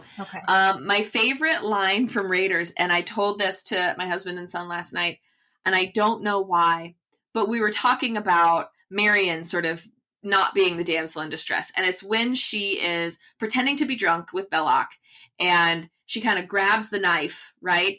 And they start laughing again. And she goes, well, and she is like making her way out, but she's trying to make it so that she's like, and she said, I really like you. I really do. And maybe under better circumstances, we could meet again. And then she turns around and she drops the knife. But I love that line because she's like, I'm stopping this now and I am leaving. Like, I'm grabbing the knife and I'm going. And I just love how she delivers it too. She's just like, ha ha ha, well. So that's the other thing. Do you not get some heat between Marion and Belloc as well? Yes. Right? Like yeah. Well, they're also both Indiana's ex-lovers, as we've established. Yeah. So absolutely. There's that. No, this is true. There's that. This is going to be a really weird triangle. Go on. And I will share that my favorite line of the entire series is in Last Crusade. And it's when she talks in her sleep. Henry Jones Sr. pops out of the tank and he turns to Indiana and he says, what does he say? You call this archaeology? And when he's like punching Nazis and stuff. And your article is called I titled my article about it was my master's thesis, which was about Flinders Petrie and eugenics. I titled it, You Call This Archaeology? ? Because he called it archaeology. I love it. Yeah, so good. That's my favorite line of the whole series. So. That's a good one. One of my favorite lines is, I mean, I think those are actually really good. So I feel like mine aren't that good. I love Jones. I don't know, I'm making this up as I go. So because perfect. I feel like that it's so again, true. it's so what makes Indiana Jones special, right? Because it's like he doesn't have a grand plan. He hasn't been figuring it all out secretly on his. He's like, I don't know, I'm just gonna figure it out. They're like, how are you gonna chase that truck? He's like, I don't know. Like, I'm making this up as I go. Yeah, which I love that. And then the other one is Sala, who goes, and I wrote it down so I would get it precisely because I always misquote it. Oh, my friends, I'm so pleased you're not dead. I'm so pleased you're not dead when he walks into the tent. I'm so pleased you're not Sala, dead. listen, with the most recent film, it was so good to have Sala back. Like, I haven't seen the most recent one. Okay, we're not. Okay, I'm sorry. Let's watch it together. All right, Sala's back for 10 seconds before they kill him off. But yeah, okay. Yeah. Shut up. Spoilers. Julia. Can I give you my favorite quote? I say this quote all the time. Please, and I'm please. not kidding. It's not the years, it's the mileage. It's the mileage. Oh, yeah, that's a good one. It's so good. It's so perfect. It's the way perfect. he delivers it. And I love, there's also there's that thing where they're on the boat together and she does where doesn't it hurt? And he does the here or here. Here's not too bad. So much, Here's not here. Right here. And she kisses him and he falls asleep. Right? But then she says, to the effect of like, we never get a break. Right. We never get a break. Because despite all the shit, it's like these two people are supposed to be together. And we know that they don't end up together, at least for a long time. She goes off and marries somebody else. He lives his life before they find each other again. And I love the complications of this, of the reality. Before Shia LaBeouf brings them back together. I don't want to fucking talk about Shia LaBeouf. I hate Mutt Williams. I don't understand the love of Shia LaBeouf. I don't get it. Oh, I'm so sorry. He's good in Fury as the Cajun. Oh. Right? And I grew up in Louisiana. But that doesn't mean he belongs in an Indiana Jones movie. No, he doesn't. But fucking Mutt Williams. I'm so... He does make Indiana Jones, Henry Jones Jr. say, this is intolerable. You know what? And that was a it for me. You were going to that like was what worth it. Shia LaBeouf's character does to Indy in the last film, and that's all I'm going to say. Okay. That's all I'm going to say. I'm excited to watch it. I haven't had a chance. Okay. I want to ask you about historical contingency, because we're all historians, and God knows we do enough of this. It is well established that Harrison Ford was actually the number 2 pick for this role. Number 1 was Tom Selleck. Tom Selleck had the role. Yep. But could not get out of his contract TV for gig. Magnum PI. Right. Yeah. Oh yeah. What happens? Can you imagine a world in which Tom Selleck is Indiana Jones? Is on my shirt? No. I can. I'm But on it would just record be with like the a guy on the giant shirt being mustache. the most handsome man in the history of civilization. So go on. Yeah. Yes. Yeah. I don't think so. I mean, because Harrison Ford was a known entity with Lucas in Star Wars, That's why they didn't right? want to And use so him. that's because Lucas he didn't was want him to like, be you his can't guy. put Han Solo in here. Yeah. Because he is Han Solo. Mm-hmm. Indiana But Jones and Han Solo are the same he dude. is Indiana Jones. Yeah, absolutely. Yeah. Oh, they totally are. They're both, scoundrels and whatever, and they are attracted to smart and intelligent. They and both tough. fall in love with Princess Leia. We talked about this. Mm-hmm. Marion and Yes. Leia are the same person, right? It's like the same dynamic. They're fighting the evil definitely- empire. They Yeah, are and literally fighting the evil They're empire. quite literally fighting Nazis, right? Yeah. I can hear Indiana Jones say, "I know" to Marion saying, "I love you." Right? Greatest Like, I line can hear in the it. history of film. I'm shit you not. Thank you, Yeah. Julia, for saying that. The best, most romantic line in the history of film. Harrison Ford. End of story. If someone disagrees, they're wrong. Leah, what do you think? Are you familiar with this what alternate timeline where Tom Selleck becomes Indiana Jones? Yeah, and I mean, I think he could have done it. I can see it a little bit. I could see it, right? I think he's Tom got it. Selleck, yeah, he is very charming. I mean, I know Tom Selleck more from Friends than Magnum PI. That's my that's my Did you age. not watch Quickly Down Under? My No. heart. You didn't see the shorts on Magnum PI. Oh, I mean, I've seen them, but I didn't watch them growing up. Right? Yeah. It wasn't part of my minute, worldview. But I think he could have done it. I don't know. I think he could have done it. It would have been very different. It would have been I don't very know if it would have. different. Yeah, I don't know if it would have spawned the same sequels. I don't know if it would have become, I don't know. I don't know if it would have been the greatest film of all time, but I think he would have done a good job, and I think it would have been great. Could he not have pulled off that goofy charm? Because one of the you guys talked about earlier, right? Think about the fight scene at the airplane, right, where Indy gets slugged by the dude with no shirt, and he just drops on his ass. One of the great things about Indy is that there are some great deadpan humor moments in Harrison. Harrison Ford is actually acting his ass off, and it's so effortless in these early films that I think we might take it for granted. I love the part where he gets off the submarine and he has to get the Nazi uniform, right? Yeah. And it doesn't fit him. And so he's pulling it on like this. And then the commanding officer comes over and is yelling at him and he's combing like this. And he's like, I don't know. And he's acting like he doesn't know what's going on. And then he just punches the guy. And I just love his face, right? Because he's just like, oh.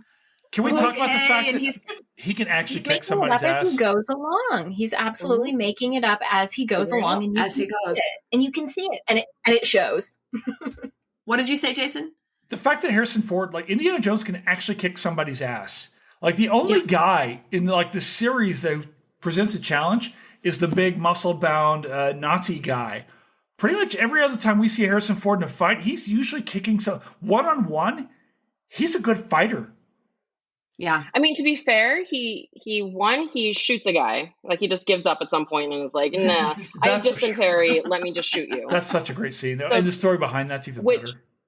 Yeah, the story right of that, he was so sick that everybody was so sick in Tunisia that they were just just shoot the guy. We can't get through this scene. But isn't that the perfect thing about the pragmatic nature of Indy? How fucking smooth it is. Where he's just the dude's doing the thing. You're like, all right, sweet. And he's like, and he does the same thing we would have said, you have a pistol. And he just shoots him and just moves on. To that point, I think there's a great homage to it. I mean, it's a little cheesy and, it's very very obvious, but I still think it's a really fun homage in Dial of Destiny to that moment, which I actually really enjoyed. I actually really enjoyed that movie too. Yeah. I don't think it's as good as the first three, but it's a fun film. Right. But I'll also add that, you know, Indy is having a hard time fighting this Nazi guy, who I also love. This like Nazi guy just like walks out and is just like, I'm gonna get in a fight, and just like takes off his shirt. Right? He's all He's happy like, about it. "Let's He's go." like, fuck yeah.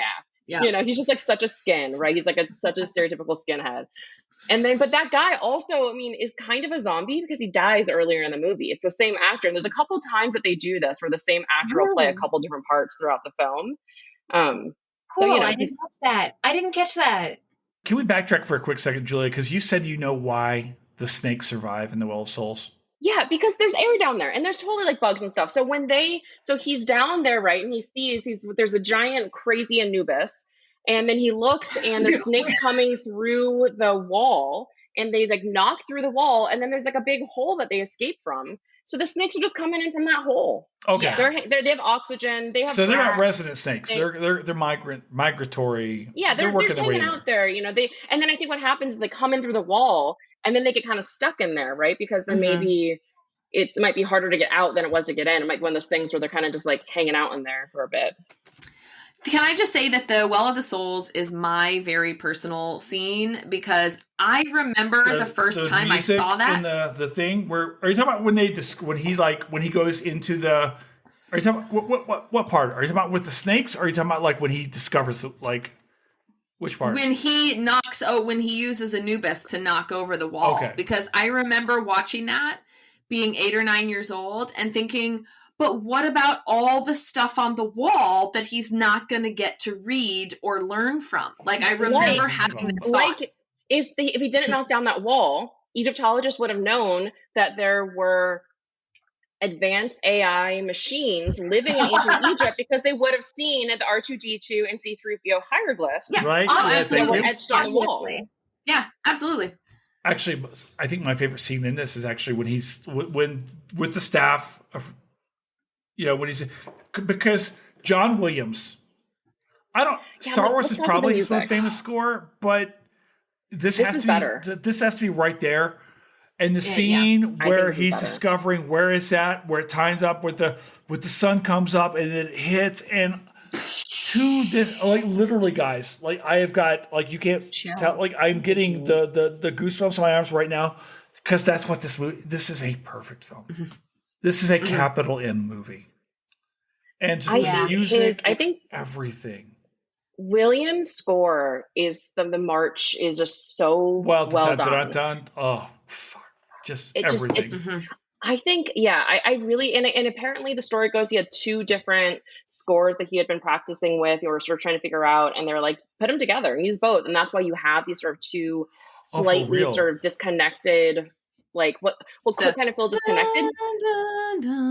Yeah. The Raiders music that then shows up in Holy Grail when they see the Ark, and he's like, "That's the Ark of the Covenant." Are you sure? Are you sure? Yeah, Pretty sure. Are sure? Oh, I love it. No, that's one of my favorite. Okay. It's interesting that you mentioned that scene with the sunlight, because actually there's a temple in Egypt that I think inspired this, which is the Temple of Abu Simbel. Forgive me, I forget the exact date. It's one of the solstices, or is it Ramses' birthday? Oh my gosh. See, we're knowing Ramses, it probably is his birthday. I mean, that sounds right. That's very true. He is an egomaniac. And so the sun comes through the hall of the temple and hits the back wall. And that's where I think, I can't prove this, but that's where I think they got the idea, the inspiration for the staff of Ra, and using sunlight to project a beam onto a certain space. So I do want to note, right? It does feel like they worked their ass off on the background research. Like, we, as historians and scholars, we can sit back and say, "Oh, they didn't get this right." Guys, like, they were clearly they did the work here, right? We're all in agreement. They read some books and talked to some people. Okay. Yeah. I want to ask you about. I mean, there's no Stuart Tyson Smith who did the consulting for Stargate and a bunch of other films. Right. and the mummy included, right? So, I mean, I don't know if they consulted with someone, but I do think there's like some really good, and I thought, I swore I could have even heard when they were trying to say like, remove the sand. I thought I heard somebody say shield, which I think they like did, which is Arabic for remove, right? And I think they did get some things like really, really right and some things very, very wrong, but that's all part of the fun. Not for the lack of trying. Yeah. Can I get on my soapbox? Yeah. Please. Yeah. Do it. So the whole concept, and they speed through this scene. It's when they're in an empty lecture hall and Indiana Jones has the blackboard. It's the setup for the concept of the Ark, right? So he receives the call to action because of this intercepted Nazi telegram, I suppose, Tanis development proceeding. And Indiana has this amazing line, the Nazis have discovered Tanis. And why is this a big deal? Well, because he says Tanis is a lost city. It's not. It was excavated by Marion 70 years before. And maybe Kate could talk a little bit about that. But the crucial point is that Tanis houses the Ark of the Covenant, right? And this is this setup. But how did the Ark of the Covenant get there? That's a question that the audience naturally has, is why is it in Egypt? Why is it in the Delta? Indiana says, the Shishak, which is the Egyptian pharaoh known as Sheshonk, or I say Sheshonek, which is how it's phonetically spelled. Tomato, Sheshonk. Oh, we have a linguist on our hands. That Sheshonk looted the Ark from a raid in Jerusalem and brought it back. And Tanis is one of the capitals of Egypt in what we call the 22nd dynasty, which is a very messy period in Egyptian history, which is currently being revised and rewritten by my colleague here at UC Berkeley, Jason Silvestri. But anyways, that's why Tanis is, because Sheshonk goes on these expeditions and campaigns in the Eastern Mediterranean. And he's known from texts that survive in Karnak Temple. There's something called the Bubastite Portal, and it's a doorway. And there's this beautiful, beautiful relief of Sheshonk and a bunch of names of people in the Eastern Mediterranean that he supposedly conquers. And there's also a copy, or maybe not a copy of that exact text, but Sheshonk also erects a temple to Amun at the site of El Hiba, which I am going to excavate this with her. Yeah, so we have the cartouche and fragmentary inscriptions of Sheshonek at the site of El Hiba, which is, so I might be in for some Sheshonk. Tell us if you find the Ark. Yeah. I will. Right. So it was the capital. Tanis was the capital, but then the royal residence, I'm not kidding, the royal residence of in the third intermediate period probably was in El Hiba. And Cambridge scholars just got it wrong. It's the statues are switched. I feel like there's somebody listening to this podcast right now. I saw Chicago, desperate, stuck in traffic, desperately trying to maintain a flow chart of where we are going with this. I thought Harrison for Pretty show. I was no, actually we're doing history on this one. But Harrison Ford is still extremely pretty. Oh, that's never in question. He is a dreamboat. I think, like I said earlier, I think arguably the handsomest man in the history of civilization. Okay, Salah's rooftop. Talk about speaking to me personally when he's on Salah's rooftop. Shirt slightly undone, smiling. Oh my God, that wry smile that he gives. You guys need a minute? Did I send you both that GIF? You sent me that GIF. I don't think I got it. That's true. Well, no, she sent me that GIF, and we had a moment. We had a little bit of a. If you're listening now, what's on the screen is the text thread that I asked Kate to send to me. You better not have that, because if you do. Can I tell you that we did the Horizon pod last night, and this was the exact same conversation we got.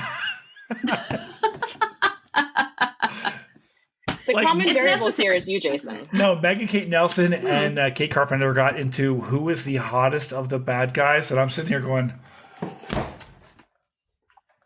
It sounds like they love those kinds of conversations. Yeah. God bless them. Which we do too. All right, I have a question for you. We talked about contingency earlier. My great friend Lauren Sheppard, when we did Old School like a year ago, we came up with the concept of a section called What the Florida. Oh, yeah. So I want to set this film in Florida. What happens if Indiana Jones has to go discover something in Florida? Yeah. So what changes here? Well, there's already loved your Nazis. idea that Belloc, there's already Nazis, but I loved your idea that Belloc is DeSantis. Doesn't it make sense? Yes. Can't you see him in like a little white suit with like shoe lifts? Instead of snakes, there's crocodiles or Yeah. alligators. You got him. Alligators, yeah, alligators for sure. Yeah. But may I also I think say- Rubio would be that first assistant in the jungle, Oh yeah. Okay. right? I mean, that would be Marco Rubio because he's lying to our hero. Mhm. Yeah. He's He's afraid, Right. and also very thirsty. I'm sure he's. I don't know. Would Marco Rubio be the dude with the glasses? Wouldn't like Rick Scott be the Nazi and Marco Rubio? Oh, be you the guy know with who the would be glasses the and, like, guy at the beginning who runs away? who? That would be Josh Hawley. That's Josh Hawley would come down from Missouri and he would just run because he's really good at running, and we know he's good at running. And so He's that's good. what. Yeah. I think Chris Rufo would actually be the guy who like throw me the I whip, don't I give know. you the idol. Oh, I don't know. Right? Or would it be like Tom Brady or something now, right? Because he's just like, throw it to me, I got it, or I'll throw this to you and you'll catch it. Here's the question. Though. Yeah. In all seriousness, what would they be looking for in Florida? the Fountain of Youth. That was my thought. Oh, that's it. Fountain of Youth, Yeah. right? I mean that's insane. Yeah. Augustine. Like I've been there. It tastes like tap water. Yeah. Was that There's Ponce de something- Leon? Is that right? Yeah. Mhm. Or something I'll say something related to the Bermuda Triangle, right? I mean, not too far off. Like, Oh, you could do that. Absolutely, right? I mean, so Yeah. you and maybe could do. some like ancient pirate treasure, right, from the time in which the Caribbean was being settled, and there's some pirate treasure that got probably placed somewhere in Florida. Mhm. Captain Kind of Jack Sparrow. like a Count of Monte Cristo, but in Florida. Does Indiana Jones wear flip flops in Florida? Maybe What he's does he right. wear? And No. the Hawaiian shirt, and I'm thinking sandals. Yeah, I'm thinking linen. No, Or I does don't he- think so because he is utilitarian. He wears at least running shoes. Running Oh, what shoes. about the running shoes that like curve around your toes? Yes. Oh God, no. He's not that much of a douche. Okay. No, he's not. Oh, I think Mm-mm. No.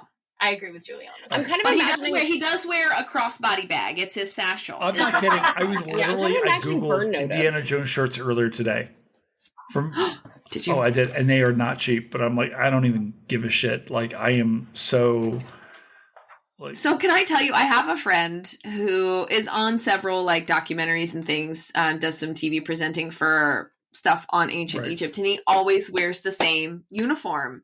And it's jeans and a button-up shirt, and it's always the same, and I love it. And it reminds me so much of Indiana Jones. right. You got your thing. You have to have a thing. You have your thing, right? And I feel like May that's I actually also my thing. Go say, ahead. just because we're trashing Florida, I love Disney and Disney World, and I go there almost every year. So Thank you. I used to please work there. don't ban me, Florida, from visiting your great state. And I have family in Miami. Oh, really? No, Julie, what you don't know is like I used to work at Walt Disney World. Like I moved here from Florida. I'm a Florida historian. Like, let's fucking go. Like all day long. Like I am here I to fight for spend Florida. way too much time. I did the Disneyland, Disney World in 1 week. So I started my week in Disneyland totally and then I did. ended it in Disney World. Yeah, I'm one of those people. You're my people. Good God. Yeah. I mean, okay. What you don't see, and Kate knows this, but there is right behind the monitor here is a poster of Carousel of Progress. And then there's also a poster of the Enchanted Tiki Room. And over there are the blueprints to Splash Mountain. So In my so the now Tiana's Bayou Adventure, That in this pod's box coming up. that's hidden in shadows, I have my Haunted Mansion painting, which is this beautiful painting of the three ghosts in front of the haunted mansion. Thank you. All right. Yeah. Yeah. Okay. That hangs on our wall. The three of you are like. I've got all my Run Disney medals right behind me here. I have 2 Run Disney medals because I've done 2. I don't run. I have sticky notes for my dissertation. Oh God! See, this is the thing where there are 3 of us who have who have gotten through that horrible experience of finishing your dissertation, and I stupidly signed my book contract recently, so now I have to go back and. That's it. Yay! No, I saw that, but it's so good that you said it out loud. No, congrats. I have to go back and do work again. I have to go back and write about. No, the best. Send me stuff. I'll read anything. I'll read anything. I want to read it. The best book is a done book, just like a best dissertation is a done dissertation. So don't stress too much about it. Just fix it up, make it pretty, and send it off. Put it out there. Okay. You got it. Speaking of books, perfect transition. Give to me, each one of you, your favorite books on the history of archaeology. What? So I legitimately. I texted them last night. Let me know. I'm stopping. Stop. I texted them last night, and I said, "You are not allowed to say anything having to do with me." Shh. Have your producer. We're going to cut out Kate, and we're going to continue with this. One of the most profound books I've read in the recent past, and perhaps of all time, is a book written by our very own Dr. Kate Sheppard. Oh, that's the margarita happens. That's what happens when we by drink, our very kids. own Dr. Kate Sheppard, who has written the most incredible book, but truly and seriously, is this so fucking good or what? Interesting book. I was so lucky to have read it already. And it is a beautiful journey through the women that brought us Egyptology and the field of Egyptology in the early 20th century, late 19th, early 20th century, right? Kate's in the Gilded cry, Age. You guys can't see. Go on. Yeah. Look at her face. She's very crying. I know. Those are tears of anger. They are. I legitimately. Jason, what I will do is I will screenshot what I sent to them. And I said, I know you saw Jason's email. And if either of you say I said, not because I think I'm that good, but because I know the both of you. And if either of you say any of my books, don't do it, period. Oh, it was so good. And I said no promises. I'm not afraid of you. Yeah. Yeah. You said no promises. Yeah. All right. But truly, I think part of the problem with not part of the problem, but I mean, some of the books of the history of Egyptology or history of archaeology kind of it's going through its own cycle, right? So, there's a lot about Western sort of white male, archaeology and the history of that, what are, Petrie and Lord Carnarvon and, his legacy and, which are all really influential people, very influential folks. But I think now what I find really interesting are the books that, like Kate's earlier book, that Tea on the Terrace, that also looked at sort of, I remember there was one great part of Tea on the Terrace where Kate is talking about hotels and hotels of places where people are interacting and sharing their research and, being like, oh, I need somebody to come work on this and, connecting and networking and how Egyptians are fundamentally sort of kept out of Western hotels. And so unless they're working there, right? And so by default, then they're kept out of the field of Egyptology, that of the sort of most sort of the biggest projects at the time. And so there really is this system in which Egyptians are kept out, in which women are kept out, in which people of color are kept out. So there are these sorts of systemic issues that people are talking about. And I think that's so much more interesting, I feel like now, because we kind of know about the other guys. Right. And now I'm more interested in these other books. And 2 of those books have been written by Kate Sheppard. Yes. Crazy how Kate is good. Well, 3 if you count the edited volume of the letters of My Dear Miss Ransom. So if you count that, then 3. Yeah, good point. All right, Leah, what do you like? You guys. We're not even going to ask Kate about her books, about what she likes. Leah, what do you like? Aside from, Dr. Aside from Sheppard. Tea on the Terrace, My Dear Miss Ransom, You Call This Archaeology, and Women in the Valley of the Kings, forthcoming July 16th, 2024, or forthcoming at the time of this recording. I have enjoyed Bruce Trigger's History of Archaeological Thought. That's a good one. All right. Also, there's an incredible scholar who I think Chris Naunton, who did Egyptologist Notebooks. Okay, hold that back up. That looks so cool. What is that? It is cool. I'm a sucker for a good, cover. like good book cover. Fuck yeah. Oh, that the images inside are amazing. Okay. Yep. Me likey. I can smell that book as you're flipping through it. I can smell it. Yeah. It's on my shelf right there. Right. Oh yeah, I know. Of course. And that one speaks to me personally because I keep a dig diary and keep a journal obsessively with all of my research insights and conference notes, etc. So that one speaks to me. All right, Kate, I made you do it earlier. So you want to give us some more books that you like? More books, always more. More books. Now, remember when we talked about The Mummy, I said, I'll tell you the ones I don't like. What? Remember when I did that? We can talk shit, because I know, I won't. I'm like, I'm not in the Academy anymore, so I'm like, let's fucking go. But it was Petrie, right? It was 70 Years in Archaeology is the one I hated. Do it. You should. It's gonna Ouija board. For History of Archaeology, I'm 100% with Bruce Trigger. That one is tough for me because I'm not a super big theory person. Yeah, it's very theory heavy. It's theory. Yeah. I've always felt like theory was academics patting themselves on the back, oh, this. I would sit around and think about shit. So bad theory is that, right? So this is the problem. I feel like good theory is not that, but people who are weak-minded use theory to sound important, like they know what they're doing, and then they get jobs at Ivy League institutions, and they say things like, when you talk to people and do job interviews, you should talk so that people get confused and lost and can't follow what you're saying, because that's how people know that you're smart, is when they don't follow what you're saying, versus making things accessible. So good theory can be used really, really well, and I think theory can do incredible things. It's just that most people who use it as a crutch rather than the difficult, complex, complicated tool that it is. That's my theory rant. Yeah. Could not have said it better myself. My God, Julia. Here. I'm yeah. All right. So, all right, Kate, you didn't escape. We're not going to let you escape. So I've got the two that I love. I'm actually using as a prop for my computer so that it sits up. 10 books and I always use them. Yeah.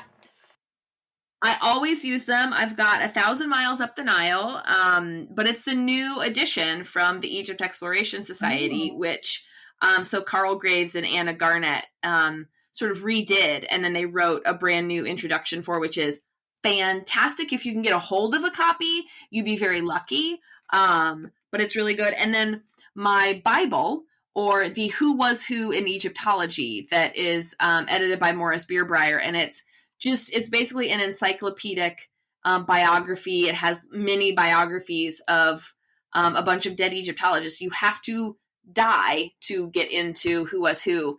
And when I was talking to the archivist at the Egypt Exploration Society, which is, he was the archivist, he's now the director, which is Carl Graves.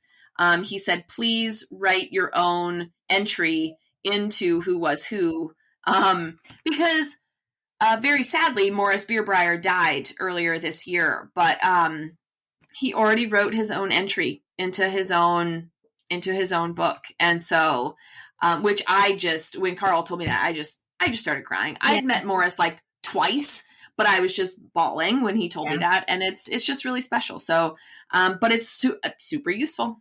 Those are my two. I love it. The only history archaeology book I have is yours. So that's my recommendation. Good one to have. I'm seriously it's a really good one. Okay, so I have to tell you guys, I genuinely when I invite people on to the pod. Sometimes I invite folks who are I see their work and they get and I oh, this looks cool or whatever. But usually I'm trying to invite folks on that I know, and I had met Kate on social media some time ago. I can't recall, but I want my friends on and stuff like that. But I've pumped this book a few different times on social media because I just fucking believe in it. So that's I always want to if somebody comes on the pod, I want to make sure that hey, check them out, blah blah blah. But this fucking book is so goddamn cool. So, and that's why I'm cursing, because I believe in it, but also I'm down to this much of this bottle. So there's that. Wonderful. And I wrote that down. Okay, good. All right. Thank you. That's very nice. Well, I tried. We need to rate the films. We're down to 5 films. We're coming up to a close here. We have 5 Indiana Jones films, 1 through 5. I'm just going to go in order here. Leah, you're the first person I see here. You're all the way to the left. You're reviewer number 1. What do you got? Right. What's your go 5 to 1? Best is Raiders. Okay. Controversial. No, I'm not going to be controversial. Okay, Raiders first. Okay. Second is going to be not Temple of Doom. That's going to be bottom for sure. The Last Crusade, third one. Followed by Dial of Destiny as the third. Enjoyable film. Really, it's not good. Okay, It's an I enjoyable need to film. watch it. Yeah, you do. You really do. It's So quite good. and then Crystal Skull for the laughs, because it's really good to make fun of. And then last will be Temple of Doom. Okay. In all honesty, I've only watched it once. I can't get past the racism. I can't. All right. I feel like we need to talk and about I that. completely see, Okay. of course, what we were discussing earlier is the value in things, and we have the good parts and the bad parts. But personally, I can't watch it. We've done Raiders and we've done Last Crusade on HATM on the Sunday night watch party that we do. Okay. We've never done Temple of Doom. And I'm not afraid to talk about difficult things or poor representation in film, things like that. In fact, these are things at times that I want to embrace as far as like, hey, let's talk about like difficult things. At the same time, it's a tough film. It's a tough, looking back, especially, and I hate to say this in this way, but as an academic, as a person who works now with historically marginalized communities, it's a difficult, at the same time, I still at times enjoy the film. So it's like Julia was saying earlier, it's like, Which is completely valid. right? All right. Yeah. Julia, what you got? Give me your rankings. Where you come in, since you've bothered to see all of them. Yes. So going from worst to best, I'll Yes. say Kingdom of the Crystal Skull is my worst. Thank you. Oh, Awful. yeah. I mean, for the longest time, I just refused to acknowledge it. Thank you. Thank you. It is the Last I Jedi of rewatched- Raiders of Indiana Jones for me. But go on. Yeah, We have to talk about No, that. we're not. yeah, I don't know. There's, I rewatched it recently and I hated it slightly less. But it still last. Tied for third because I realized when we first started that I can put multiple things in one spot, That's what I according to the Jason rules. So I am putting both Temple of Doom and the Dial of Destiny in spot 3. Because I really like Dial of Destiny, but it is definitely a different sort of generation of indie. It's Different not tone. that classic indie for me. And for me, Temple of Doom, I fully appreciate the challenges of the movie, but I love horror films, and Temple of Doom has the most horror elements to it. And so I love that side of it. And so I think for me, I just love that so much that I forget about or I ignore, and I have the privilege to just ignore and forget about the other parts. Second is Last Crusade. And I used to not like the Last Crusade as much, but my husband, actually, Brian Brinkman, is a classicist, and he first fell in love with Egyptology and archaeology and ancient history by watching The Last Crusade. Okay. Yes, he absolutely needs to be on the pod. Okay. He actually taught amazing. And he taught a film at LMU. He taught Ancient World through film. So he has lots of great thoughts on film. We'd love to have him on. And this is actually his favorite movie of all time. And so he made, besides Back to the Future. And so I think he was like, why are you doing this and not me? I love because that he's my friend, but not like Julia friend. I love that we Yeah, can be I was like, come on. the source of marital strife. Could go on. Yeah, no, for sure. I promise you. Yeah, I'll invite you to the divorce party. No, I'm just kidding. Sweet. So he introduced me though to Last Crusade as this film that really sort of inspired him. He remembered watching it on TV. He's also from Utah, and the opening scene is the young Izzy Jones that was kind of his age in Utah. And so why is everybody lost but me? We're actually looking for a third person so, for that pod, for the Last Crusade pod. I have 2 other guys. So all right. Well, you may need to talk to Brian. You found him. This is perfect. If you want another, white guy to talk about archaeology. Well, so that's the thing with HATM. I was trying to line up only white men to talk about movies and history. Yeah, and which I think will be successful from Utah. It'll be good. Okay, good. And then top, I mean, just Raiders, as I said before, Raiders is one of the greatest films of all time. And so Raiders is number one in this list. And anybody who says anything different, I'm sorry, there's like people on Reddit who are like, no, Last Crusade is the best. I'm like, no, I'm sorry. No. Like, you cannot have any other answer besides this. And so I'm interested to see what Kate has to say now, because if you have another answer besides this, you're wrong. Oh boy. Fight. So it's okay. So I can only rank 4 because I've only seen 4. Fair enough. Obviously, Crystal Skull, the worst. Temple of Doom, also number 3. Y'all, Last Crusade is my number 1. And it's not because Raiders isn't perfect, but because Last Crusade is also perfect. And listen, the interplay that he has with Dr. Schrader when they get off the boat in Venice, and it's just like, but now, by tomorrow this will have died. Well, tomorrow I'll get you a new one. And then Marcus Brody is like, does anyone here speak English or even ancient Greek? I mean, there is so much classic stuff. Like, we're gonna have 7 people on for that podcast. We're gonna have like 7 people on for Last Crusade. I feel like I can't not invite the 3 of you on. Plus Julia's husband. But it's so, plus Thomas. I will come. I'll fight Brian. I will fight Brian. I'll just go down to Springfield. Here's what will happen. I'll just go down to Springfield. I'll sit in Julia and Brian's house, and we'll just be all on one screen. You know what we could do? I have 2 different thoughts. What? We can do like a watch party where we watch it, but also we can let's just do a round table. Like I get like conferences now. We're asking for HATM round tables all the time. Like, let's just go. Bingo. All right, go on. I'm sorry. Yes.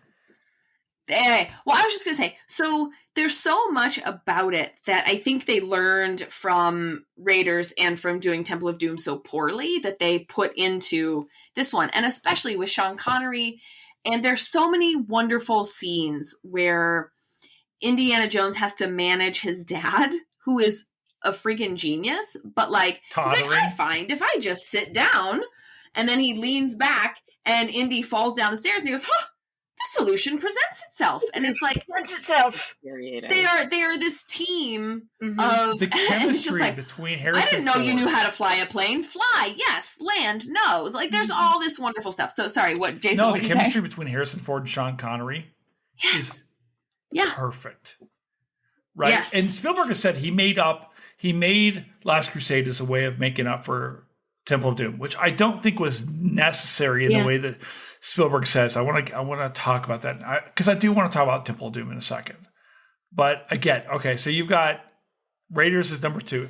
I feel like, but a close. It's like here. They're like fighting. Yeah. I feel like Last Crusade is better than, say, I'm going to make some analogies here to Star Wars. It's better than Return of the Jedi, but Return of the Jedi is the easiest of the 3 to watch. Right, it's so it moves so fast. We already know the characters. We have an investment commitment. We're not asking why. We are like, let's go. Right, and Last Crusade, we know who Marcus is. Right, we're introduced to this one new guy. Okay, and things like that in Henry. Right, but generally, it's like it's a return to all these people we already know and love, aside from Marion, who's not in the film, which is a bummer. But again. We get her, and I think we get the real Marion in Dial of Destiny. Her portrayal in Crystal Skull was a real weak point. It was because she was like, "Oh, he loves me," and like that was the most important thing to her. She was like a that caricature. Is not the most important she was thing not to her. Marion in that film. But so if I want to interject my own thoughts in here. I think Raiders is number 1 for me because again, I think it is correct. There are a few perfect films in my mind. And I can probably name in my mind 20 perfect films. And they're not all Citizen Kane-esque films. Like I think Predator is actually a perfect film, the Arnold Schwarzenegger film. I love Predator much. Because what Predator does, Predator is like a perfect version of what it's supposed to be, right? Yes. Back to the Future is a perfect film. Yes. Yes. Hands up. Yeah. I think Raiders of the Lost Ark is a perfect movie. And that's not a disservice to Last Crusade, which is like 1B. Because it's like also perfect. Yeah. They're right here. I think Temple of Doom is better than a lot of people give it credit for. There's, aside from the racism, yes, white Southern man, I'm going to have to say it like that now. But I applaud Spielberg. They tried to go dark on that, right? They tried to really go in a different space, and I give them credit for it. And Julie, I think you're absolutely right. Dial of Destiny is not in the realm, I think, in a lot of ways, of the first three. It feels like a different set of film. It feels like a different thing. But on its own, fun. yeah, on its own, it's still a fun thing. Like, and I can't talk about this at length because I really don't want to ruin it for Kate. But I felt like Phoebe Waller-Bridge was such a breath of fresh air. Yeah. Helena Shaw's character is so much fun in that movie. I will watch a series of films about her. I loved her. Loved her. And I hated her in Solo. Like, her character in Solo, I did not like at all. But I thought I've loved a lot of the other stuff that she's done. I thought she was fun. I thought actually she is probably the best thing in Dial of Destiny, even more so than Harrison Ford. Yeah. Right? But there's also a tinge of sadness that we can't get into in this film that I don't want to, like, it was just, there was a cloud overhanging that thing that I really dug. So I want to ask you, before we get into the final aspect of this film, there was some talk about recasting Indiana Jones. Like, in your own mind, is there any actor working in 2024? Maybe that couldn't be Indiana Jones. Maybe Indiana Jones is great-grandson at this point in time. If you were going to make a new series of films starring Kentucky Jones, Bluegrass Jones. Ooh. Yeah, I'm from Kentucky. Who do you cast? Is there somebody off the top of your head? I didn't prep you on this. Who's got that moxie?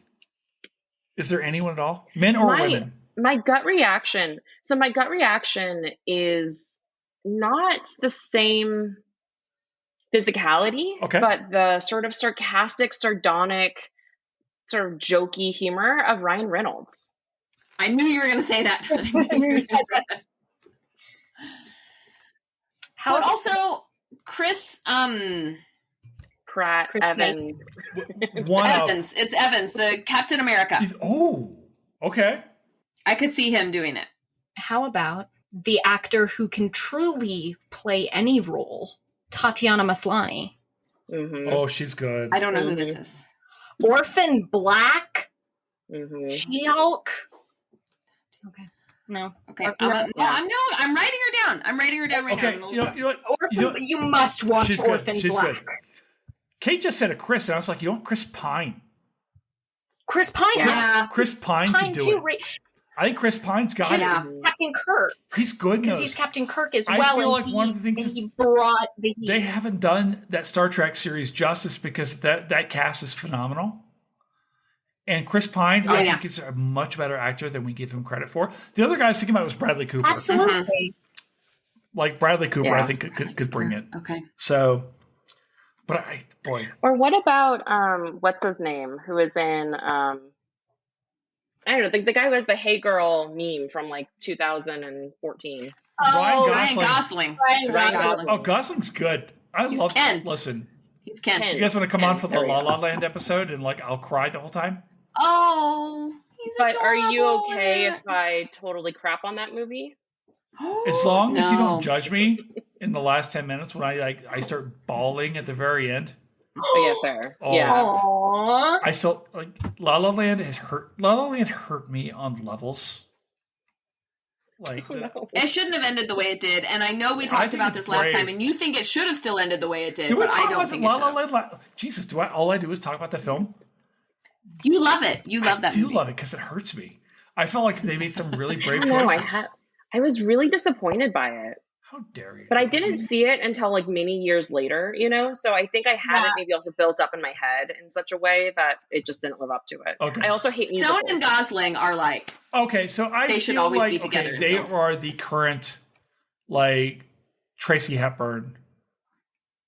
Yeah. Thing. I want. They've actually been in a bunch of films, but I want more. I feel like we are due for a film from them at least every 5 years. At least. Yeah, I could see that. I can do indie films. It's like service to humanity. And I need to see them in romantic stories. Like Crazy Stupid Love, the two of them. All right. I have another. I want to throw out one more Indiana Jones. And follow me with this. I got some. Jason Mantzoukas. Who? Jason Mantzoukas. Hold on, I'm Googling. Jason Mantzoukas. Yes. So he's in the league. He also is on the podcast. Yes. How Did This Get Made? Oh, I thought. Okay. Oh, I like him. Of the funniest. Yes.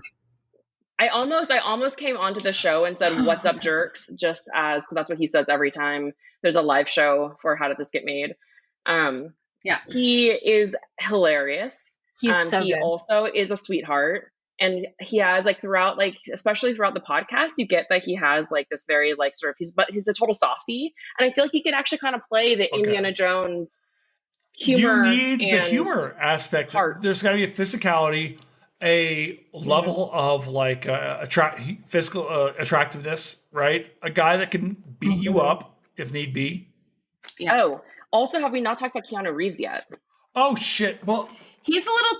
Is he? Yeah. I don't know. I feel like he's a little too old. Well, maybe now. Is he too John Wick? He's too like suave. Well, and not rugged. I am fascinated with Keanu Reeves' career trajectory because we think about him in terms of like 4 different characters now. He's really had an amazing thing in this John Wick thing, and everything I've ever read is that Keanu Reeves is a good human being. Capital G, capital H, capital B. Yep. Yes. Right. And like, same. So I want. But he's in a terrible band. That's fine. I don't give a shit about Dogstar. Right? It's not I say that just because my mom loves him and my mom loves his band. I listen to a lot of Love It. So that's my nice. Oh yeah, I'm like Lyle Lovett, Jack Johnson kind of vibe over here. But either way, all right, I want to ask you our final question tonight because I promised you like an hour and a half worth of conversation. Now we're coming up on 2.5, and I'm sorry. I hope this is your longest podcast ever. Okay. Ooh, actually, we're coming up on it. I think right now we're at number 2 because our longest one was Dungeons and Dragons, and I get it came in at over like 3 hours. That's a great episode. I listened to it. Oh, thank you so much. Right. Of course. I have to tell you, I listened to the Knight's Tale earlier today, and was also loving the Knight's Tale because I also love that movie. Oh, me too. So I have to tell you, as we were recording this, I'm like, holy fuck, this might be my favorite pod we've done. Like the whole time we're talking tonight, I'm having so much fun. Oh yeah, I mean, obviously, full on, like straight up, like I have a bunch of favorites, like Godzilla -1. He says this to everybody. No, I have someone where like I'll message Fletcher, and I'm like, hey, and usually it's like, and sometimes the interesting thing when you do this is like the producer will listen and be like, no, that was great, it was really, really good, But sometimes you don't have the chemistry, or you like worry, like, did I say the right thing, or was the timing right, or whatever. But the whole time we're talking, I'm like, this is so fucking good. It's because it's Well, so I have to message. I don't know if Kate told you, like when she messaged me earlier about doing this, she's like, "Would you be okay talking to 3 women about this movie?" I was like, "Dude." Oh, I'm sorry. Did you want another dude? Because Brian just walked in and he could if he needed. No. Actually, I didn't know his name was Brian. So we're anti-Irish over here. So. Oh, but it's spelled with a Y, the correct way. I don't fucking know the difference. Right? So no, and I told Kate, it's like, no, actually, I like the idea of like doing this to a hyper masculine film with 3 women, right? Like this is an important thing to do. Like I like the idea of flipping the sunset. But coming back to the film, is Raiders of the Lost Ark a history movie? Yes. Leah, you're the least drinkingest of the 3 of us, of the 4 of us. Like I am like just true. What's the alcohol bar? Hold on a second. What is this? It's like 14%. On this one, I'm feeling it a little bit. No, that must be like 12.7. No, Penfolds. That's one of my guesses. 12.7. Penfolds is Australian. They don't. No, this is 14.5. They do not fuck around in Australia. Right, Penfolds is like, oh, you think you want to have some wine, eh? Go ahead. They want you to wrestle. That was definitely Scotland, but okay. When I drink, I will go through this phase of like, oh no, Australia and Russia. Oh yeah, it's my accents. Oh yeah, the only thing I won't do is a Southern accent because my mom's like, Jason, you're not one of us anymore, sweetheart. No, you're not from Kentucky. You've been disowned. All right, Leah, you were saying. Okay, I believe it is a history movie because not only did it spawn a generation of archaeologists, but also there is a great deal of history in the film itself. And I mean, however long that scene I talked about when they're at the blackboard in that empty lecture hall, however short that was, you could see their excitement. You could see them connecting the dots. Oh, they found Tanis. Oh my God, the Tanis chalk is this on the place board. connected. The chalk on the board. It's the that he pulled from his pocket. Oh my God. I was like, as a nerd, guys, I was like, I know. I was like, he had it in his pocket. So cool. Right? Go on. So cool. They so flip cool. the board it over. Absolutely is. Right? And that book that has the buckles. I love that he buckled his book, you know. And he goes right to the page. Yeah. And he goes right to the page. Exactly. And he's got all this, and that scene especially, I keep harping on about this scene, but truly it's magical for me because it's the magic of when you're in a book, such as Tea on the Terrace or Women in the Valley of the Kings, and you make these connections between things you already knew and new things that you're learning that connect the dots to recreate history. Thank you. And to tell the stories of people in the past that speak to us through the remains of what they left for us today. And that is the magic of archaeology. That is the magic of history. And that is why we do what we do. Thank you very much. And the magic of film. Yeah. God, and the fact that a film can convey this excitement. Absolutely, Julia. Absolutely. And Leah, when you're talking about this scene, I remember, again, watching this when I was a kid and going, how, like, I didn't say these things in this coherent way in my brain when I was 8. But, like, 8. I do remember thinking, because I was 8. But I remember thinking, and now I'm older, but not that much older. I'm at least 38. I'm at least 18. I don't know how old you are. You posted. I'm not going to say. I'm older. Don't say. You are. Kate is always. That's what matters. That's what matters. Barely before. Kate is always 31. She's always exactly. I can barely remember 31. Go on. But I remember thinking, like, I want at some point in my life to be able to, if someone comes and asks me this question, to be able to go, I know the answer, I know where to find it, and I know why these things all tie together. And I remember thinking how, and this is how nerdy I am. I remember thinking how cool that would be, right? To be able to go, this is the answer, and here's how I know it.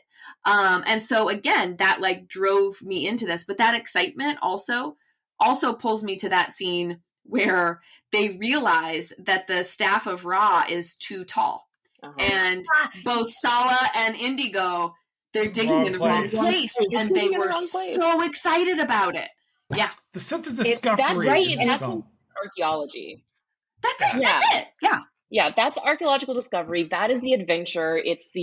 That is the mystery and the Dan Brown of it all, right? It's they're digging in the wrong place, and now we can go and find the real thing. And that's when the Mummy as well. It's that uncovering and deciphering something that other people haven't figured out yet. That is so exciting. Yep.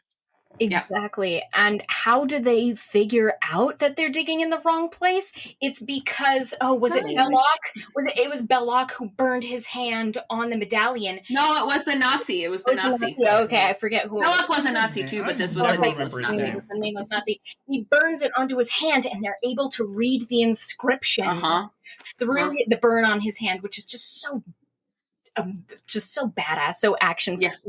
So action movie.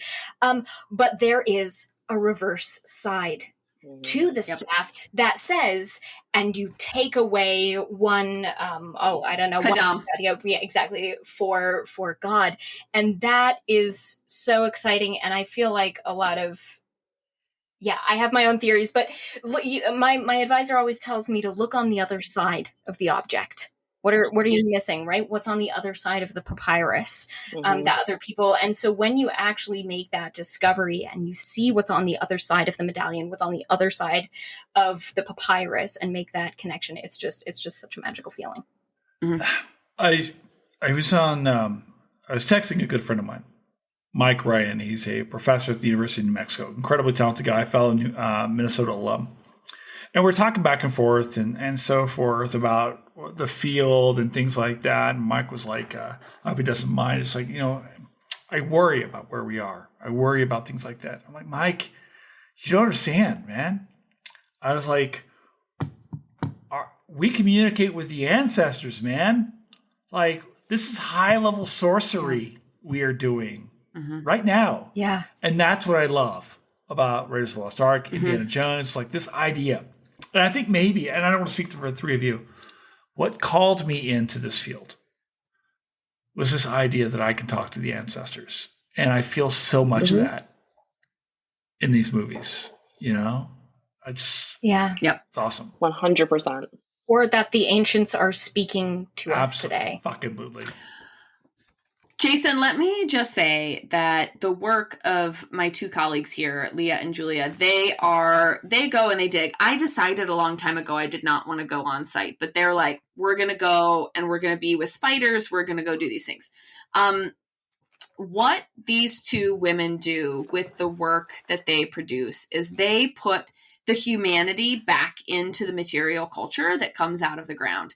They say there were people that were a person with feelings and who was loved and who loved, wrote these things down on a papyrus and they stuffed them into a crocodile. Or like there are people who wrote this graffiti on the wall at Karnak, and we need to understand what all of this means. So they put the humanity back into our ancestors and back into the things that people left behind. And that's what's so important about the work that archaeologists do. You guys should know, I ended up going into history versus, say, anthropology, mostly because I hated APA citation. I'm not exaggerating because of... That's valid. That's so but valid. You love Chicago citation? Fuck yeah, I do. I want to be able to find the things I'm looking for, right? If Kate's like, hey, here's where I found this thing. I'm like, oh, here's the book. Here's the name. Here's the book. Here's the page number. Wow, amazing. It's not like I've got to look, at Smith 2009. Fuck you. See, I use Chicago author. See, I use Chicago author date. I'm a Chicago author dater. No. I want to know, like, as a historian, I want to go to the goddamn page. I want to go to the paragraph and the line number. Well, see, but as a historian, no, I do. I am so Chicago. It's author date page, so it's the best of both worlds. It is Kate 2014, page 17. I need more. And what about MLA? Jason's like, I was not even talking about this. No, the dark horse here, of course. All right, look. The dark horse here is MLA. If you guys play like role playing games, and let me also just say, I will fight for the Oxford comma. All day. Absolutely, all day. I'm with you, girl. But anyway, Jason, you were saying you went into this field. You were saying, back on track, you went into this field because you didn't like the APA citation style. We're putting humanity back in history, individuals, identities, and you didn't like APA. Right. I'm an ethnohistorian by training. Right, so I write about the Native South. My master's thesis was on the Creek Choctaw War of 1766 to 1776. My first book is actually on the introduction of cattle into indigenous Florida. Right, so cattle change everything. Like in Florida, right? It's like Florida's the first West, but that's the title of the book. Oh, I've got a couple different ideas and so forth. I'm thinking about Rawhide Empire right now, just because the word empire sounds. Oh, I like that. Right? Yeah, that's what I'm going with. And then you can throw in a Dead Kennedy's quote in there somewhere. Yeah. So I love anthropology. I actually did my minor was anthro. I did a bunch of anthro credits at Wichita State University doing my master's and so forth. And because I'm an ethnohistorian, anthro very much is very important into like the way that my methodology. I read a shit ton of archaeology because of the sources and stuff like that and so forth. So it's still very important to me. I just hate the citation. It's just and maybe because I remember, I'll tell you quickly,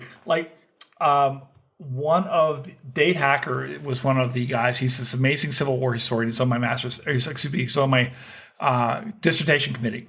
And I write to Dave, and he writes to me as I was coming up on my dissertation, and he's like, hey, we're friends, right? I'm like, yeah. Because I TA'd for him a couple times in Minnesota. And he's like, so we can talk, right? I'm like, of course, Dave. And Dave is amazing. I love Dave Hacker. And he goes, fucking hate the way you write. And I'm like, what? He's like, you're writing about the sound of the leaves in the trees when the wind blows through Florida and the horses and the quarter notes of a horse gallop. And he's like a quantitative historian who writes about like numbers. And so he's like, I hate that shit. A very classical Civil War historian. Yeah. And I do not, and I don't say that to say anything negative about Dave, because he's wonderful. He gave some really great, effective comments. But I like to write in very floral kind of style, and that's not necessarily it's the all way phenomenology and placemaking and sensory experiences, and feelings, right? Yes. Julia. Yes. Like, I want you to as I write and as I moved forward, I began to write more and more like an environmental historian, where I want you to understand the place and what place does to identity and things like that. So, long story Have you short, read Keith Basso's work on placemaking? No, but send it to me because I want to hear. I'll send it to you. He's because he studies indigenous populations and looks at place, like naming practices of places as part of memory in indigenous communities in the West. But I'll send it to you. I do that in Florida, like somebody just, and I hadn't read his stuff, so because everything's actually named after cattle. Once you learn Miccosukee and Muskogee, you have to read this. You have to read this. So that's enough about me. I don't want to talk about me, guys. This was so much fun. Kate was like, I have friends who would want to come on the pod. Do you think it'd be okay if they come on? It's like, fucking bring them. So, thank you. This has been so much fun. Thank you so much for coming in to talk about this movie we all love. Please come back for more podcasts because this was absolutely I'm having a blast. So, also, I think officially you're not going to be able to get rid of us now. No, are you kidding me? And hopefully your listeners don't hate us, because I think we're going to force ourselves on your future podcasts. Also, Kate, we are now 2 for 2. I was looking back, I drained an entire bottle of wine the first time you were on. We're now 2 for 2. Yes. So. Yes. I like to encourage that kind of behavior. I mean, you're home, No, it's time to text an ex. That's the way I think. Don't do it. I've been thinking about the past. Just go on Instagram and repost stories. Okay, I'll do that. So, guys, thank you so much for being here. This was amazing. Thank you. Thank you so much for having us. We appreciate you and your work so much. Oh, yeah. Yeah. All right, go take an archaeology class. Whatever. Yes. Whatever. Yes. Bullshit. Go read, make those connections. I got my PhD. I don't have to read shit anymore ever. I'm done. Well, not you. I'm talking to your listeners. Oh, well, that's different.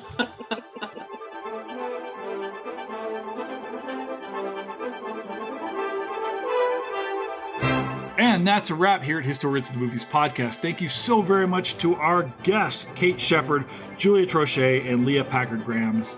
Guys, thank you so very much for being here. Thank you, of course, to our producer, Fletcher Powell, who is the Salah to my I'm definitely Indiana Jones. And, of course, thank you all for being here on this podcast. Thank you for continuing to share this podcast, for being part of this community. If you like what you're hearing, please share this pod. Leave reviews on Apple and Spotify, and share this and tell your friends all about HATO. We've got more pods lined up for you. 9 to 5 is coming next week, so stick around. Ciao for now.